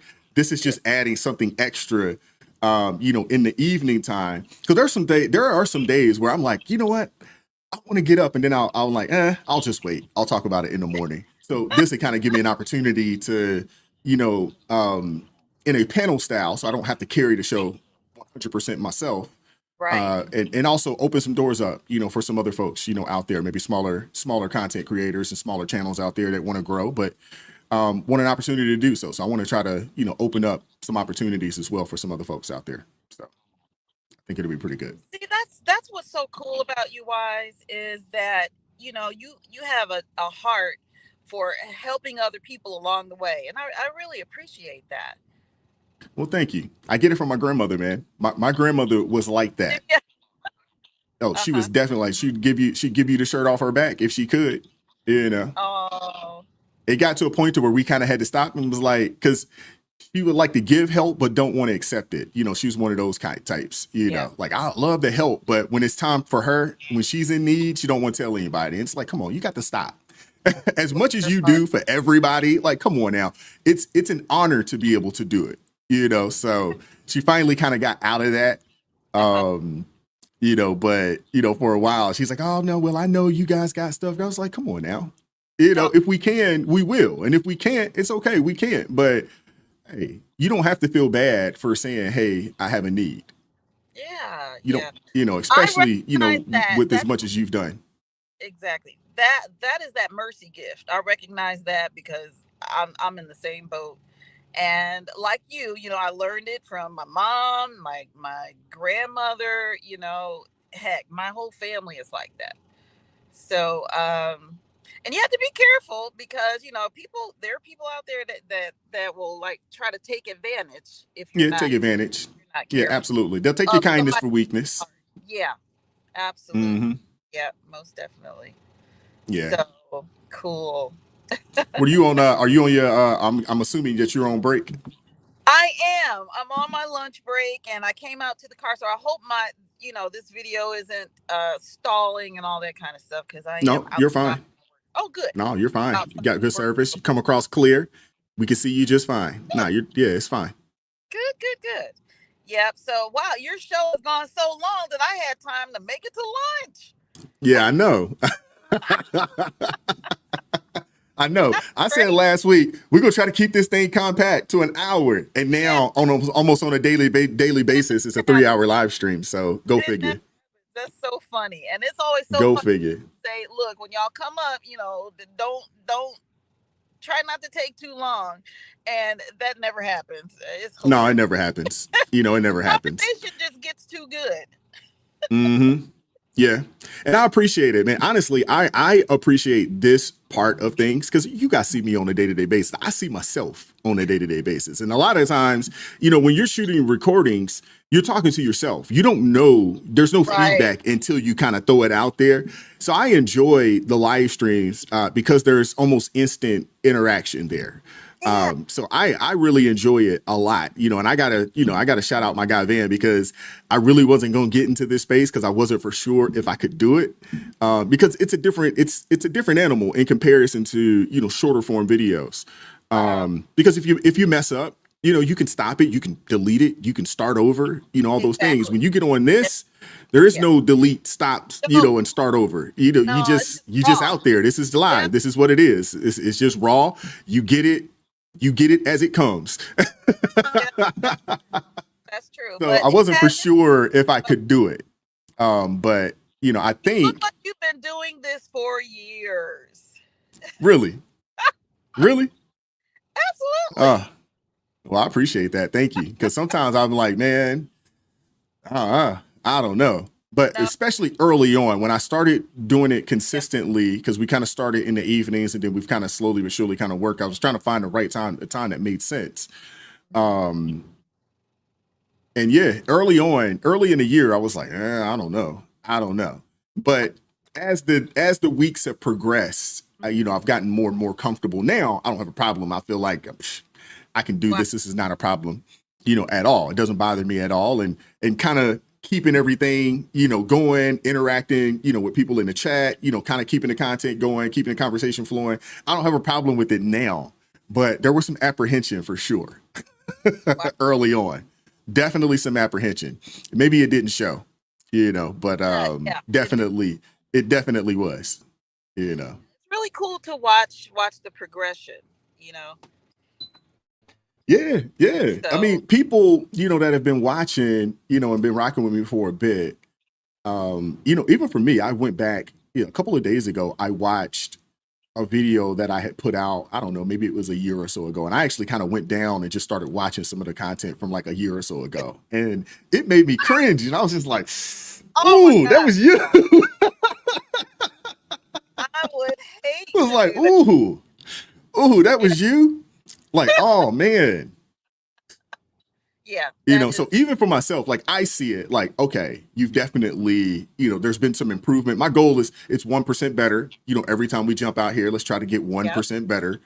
But going back, you're going to be your worst critic, right? You're going to go back and look at yourself and you're going to see everything. You're going to nitpick everything. You're going to be your worst critic for sure. So man, I felt the kind of way about it though. Going back and I was like, ooh.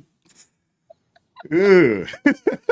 I imagine. But it's so funny because I've got this channel, but then I've got a makeup channel as well. But I haven't posted on there for a while either. But it's the way that I got myself accustomed to being on camera and that kind of thing. And it's so funny because it's like on my makeup channel, a lot of times it seems like I was more comfortable than doing my regular channel. My Really? Yeah. It's a funny thing, and I don't know why that is. Of course, like you said, a channel such as this, like my D Maria Reacts channel, and like yours, I mean, it's some work. I mean, you got to put some study into it, even. Mm-hmm. You have to have familiarity with the topics and all that kind of thing. So it takes a little work. And so I'm trying to glean and learn how to do that more and better. And probably I'm actually overanalyzing myself because I've actually filmed a couple of videos, maybe like 3, but I never did post them. And so I'm like, Dion, what the heck are you doing? So, I just got to get out of my own way kind of thing. Mm-hmm. And just, that's the biggest thing. A lot of us, I mean, we're our own worst critics. And I think early on, you kind of got to just shoot and post. Don't go back and watch it, because if you go back and watch the early stuff, you won't post it because you'll look back and be like, ooh, that was, because you're comparing it to the other people that you watch and you're comparing yourself. That's it. So you won't. So early on, and I learned this, like, hey, you just got to shoot it and you just got to post it. And then, hey, put some prayers up and just, hey, God got this, let it be. Yep. And then slowly but surely, because I mean, doing this, it's a muscle. It's like anything else. You got to work it. You got to work it out. And you will get better and you will get more and more comfortable as you go. But early on, it's not going to be comfortable because it's not natural, especially when you're just shooting videos that you're recording. It's not natural to talk to yourself. Yeah. That's not natural. Well, and if it is natural, you probably need to go and speak to some people. No, don't say that. When I was a kid, I mean, that was my thing. Now, it went on in my head, but I would have conversations and talk to myself. Being the only girl, I had 2 younger brothers. And so I would do that a lot. So it's kind of easy for me from that aspect. But, sometimes, and I guess I've heard it said that to be a YouTuber, you got to be a little bit strange, a little bit. A little strange. Because you're going to spend that time where you're talking to yourself, like you said. So that's kind of, but so my son, he walks in from time to time and he kind of looks, he kind of peeps like, is he recording? Are you recording? He kind of looks at me, so he's gotten used to it. But even for me, man, it was just it wasn't natural to it's like I got something to say, but it wasn't natural to sit here and essentially speak to myself and not receive any feedback until I kind of put it out there, in the internet ecosystem, and then you kind of wait for a response and feedback. It's a little different. But you get used to it. If this is what you want to do, you get used to it, and then you can kind of overcome it, and then kind of go from there. And then you'll get the chance to meet amazing people like yourself and Dr. Kyla and Amethyst Angel, and the list goes on. People, Playboy Billy, you know, that have pulled up and then get a chance to meet, you know, some really, really cool people doing this. I've met some really, really cool people since I've been doing this. You know, my guy Jeff, you know, from you know, It's Not Your Fault, you know, Al-Anon channel. You know, that's my guy, man. We linked up and played golf, you know, and things of that nature. So you know, it's I've been able to meet some really, really cool people, you know, being in this space, and that is really, really cool. I enjoy the relationships and the interaction, you know, with you guys more than, you know, anything else, honestly. Yeah, because it's so nice to see that there are other patriots like us. Because I mean, the direction, the things going on in this country, and I'm getting a little nervous or whatever, because my coworkers and stuff are coming out of the building, and they're like, "Why is she holding up her phone? Is she filming us coming out of the building?" And I'm not. So, Uh-oh. so, but Yeah, anyway, don't get in no trouble. oh no, no, no, no. But yeah, it's just really nice to know that, because like you don't talk about stuff like this in your workplace, so that's where you spend most of your time. And then as you're moving about in the world or whatever, there's a lot of people, especially people that look like me, who don't hold the same perspective on the world, the same viewpoints that we do. So it's the reason why I enjoy coming into this space on your channel, is because, you know, they're, the like-mindedness to Mm-hmm. know that there are people who still care about this country and its direction and where we're going. So Absolutely. that's really a cool thing about interacting in this space.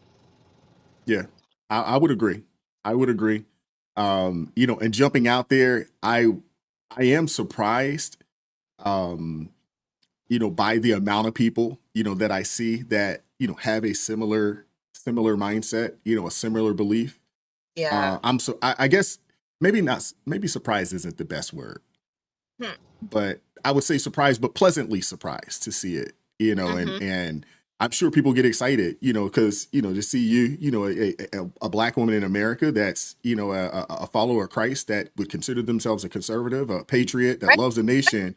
For some, you may be, you know, an anomaly. I don't see you as an anomaly, but for some, they'd be like, man, if someone described that as a black woman, they would tell you probably you're lying. There ain't nobody out there like that. I know. Yeah, that way. And like Crystal Beyond Label says, I'm part of that 8%. Mm-hmm. And glad. Mm-hmm. But it's so funny because there are many of my friends at church who, ladies who believe just like me.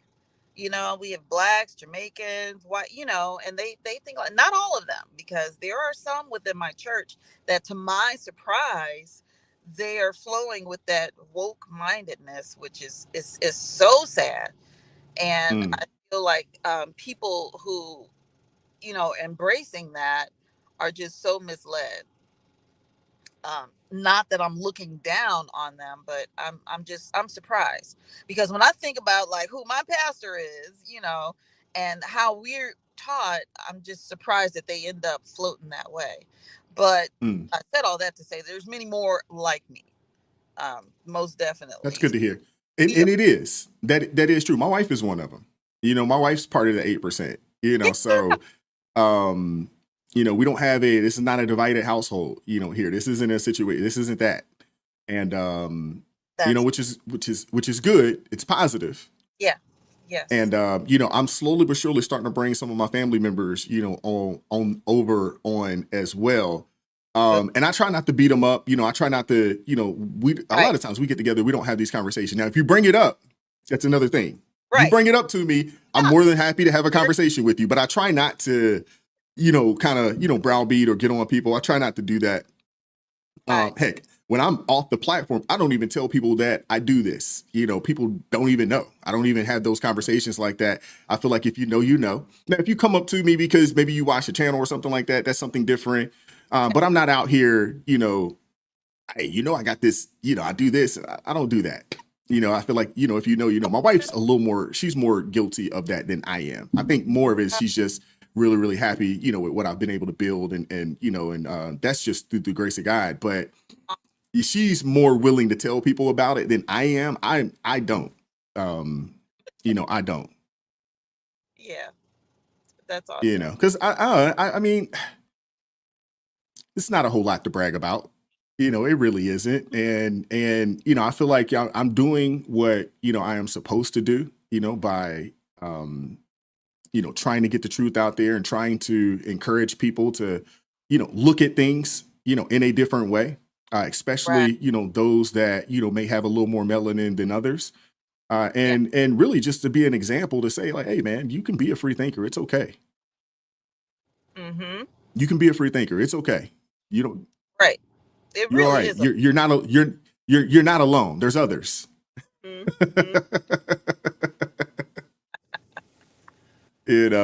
But I know you got to get to work. I know you got to get back to work more or less. So don't spend all your lunch break with us. I'm sure you got to go eat lunch. Yeah, I ate a little bit as I was waiting backstage, so I'm good. Got you. But yeah, I'll get on back. All right. Well, hey, I'll reach out to you. I'd like to try to get this thing started next week. So I'll reach out to you, and I'm trying to figure out some times and things of that nature, kind of figure out what makes sense. But these panels, the other thing too with the panels, we'll probably start off at like 2 days a week and kind of see how it goes from there. But these panels, man, the panel shows can go 3 hours. Easy. Isn't that something? And you blink and it's like, man, we've been on this thing 2.5 hours. Like, where'd the time go? Right. So so just be prepared for that. But yeah, that is the plan. So hopefully we'll be able to get things kicked off within the next week. Fantastic. So I'll reach out to you. Okay. All right. Thank you, Dion. Appreciate you pulling up. Enjoy the rest of the day. You too. Thank you. All righty. Take care. All right. Shout out to Dion pulling up this morning or this afternoon, more or less. Thank you guys, man. But appreciate you guys, man. Appreciate you all pulling up. And Amethyst Angel, if you want to be a part of one of the panels once we get that kicked off, shoot me an email. My email is admin_wise@proton.me. If you look in the description box, you'll see it in there. So shoot me an email. That way I have your contact information. So when we get things kicked off, I'll have a list of people that I can reach out to be a part of it. But as always, man, hey, 3-hour stream. Who would have thought? I didn't know we were gonna go that long today, but definitely appreciate you all pulling up this morning. Hey, keep our Leos in prayer. Keep our Marines, that have been deployed out there in prayer. Our Leos, for those that aren't familiar with the term or with the lingo, it's our law enforcement officers. Keep them lifted up in prayer, and honestly, keep the people out there, even the protesters, man. We don't want to see anybody. We don't want to see anybody along those lines. Keep these people, in your prayers. Let's just pray for a safe and peaceful ending, to all of this foolishness, that's going on out here, all across the country, man. Shout out to you, Mike C. Appreciate you pulling up and coming back, and rocking with us. He thought it was over with, but you came back and you see we still here. But appreciate you guys, man. I definitely appreciate the support, man. And we'll be back at this thing tomorrow, man. So keep God first. Stay prayed up, man. Keep our law enforcement officers, keep them lifted up in prayer. Please do that. And we'll catch up with you all, next time. Peace.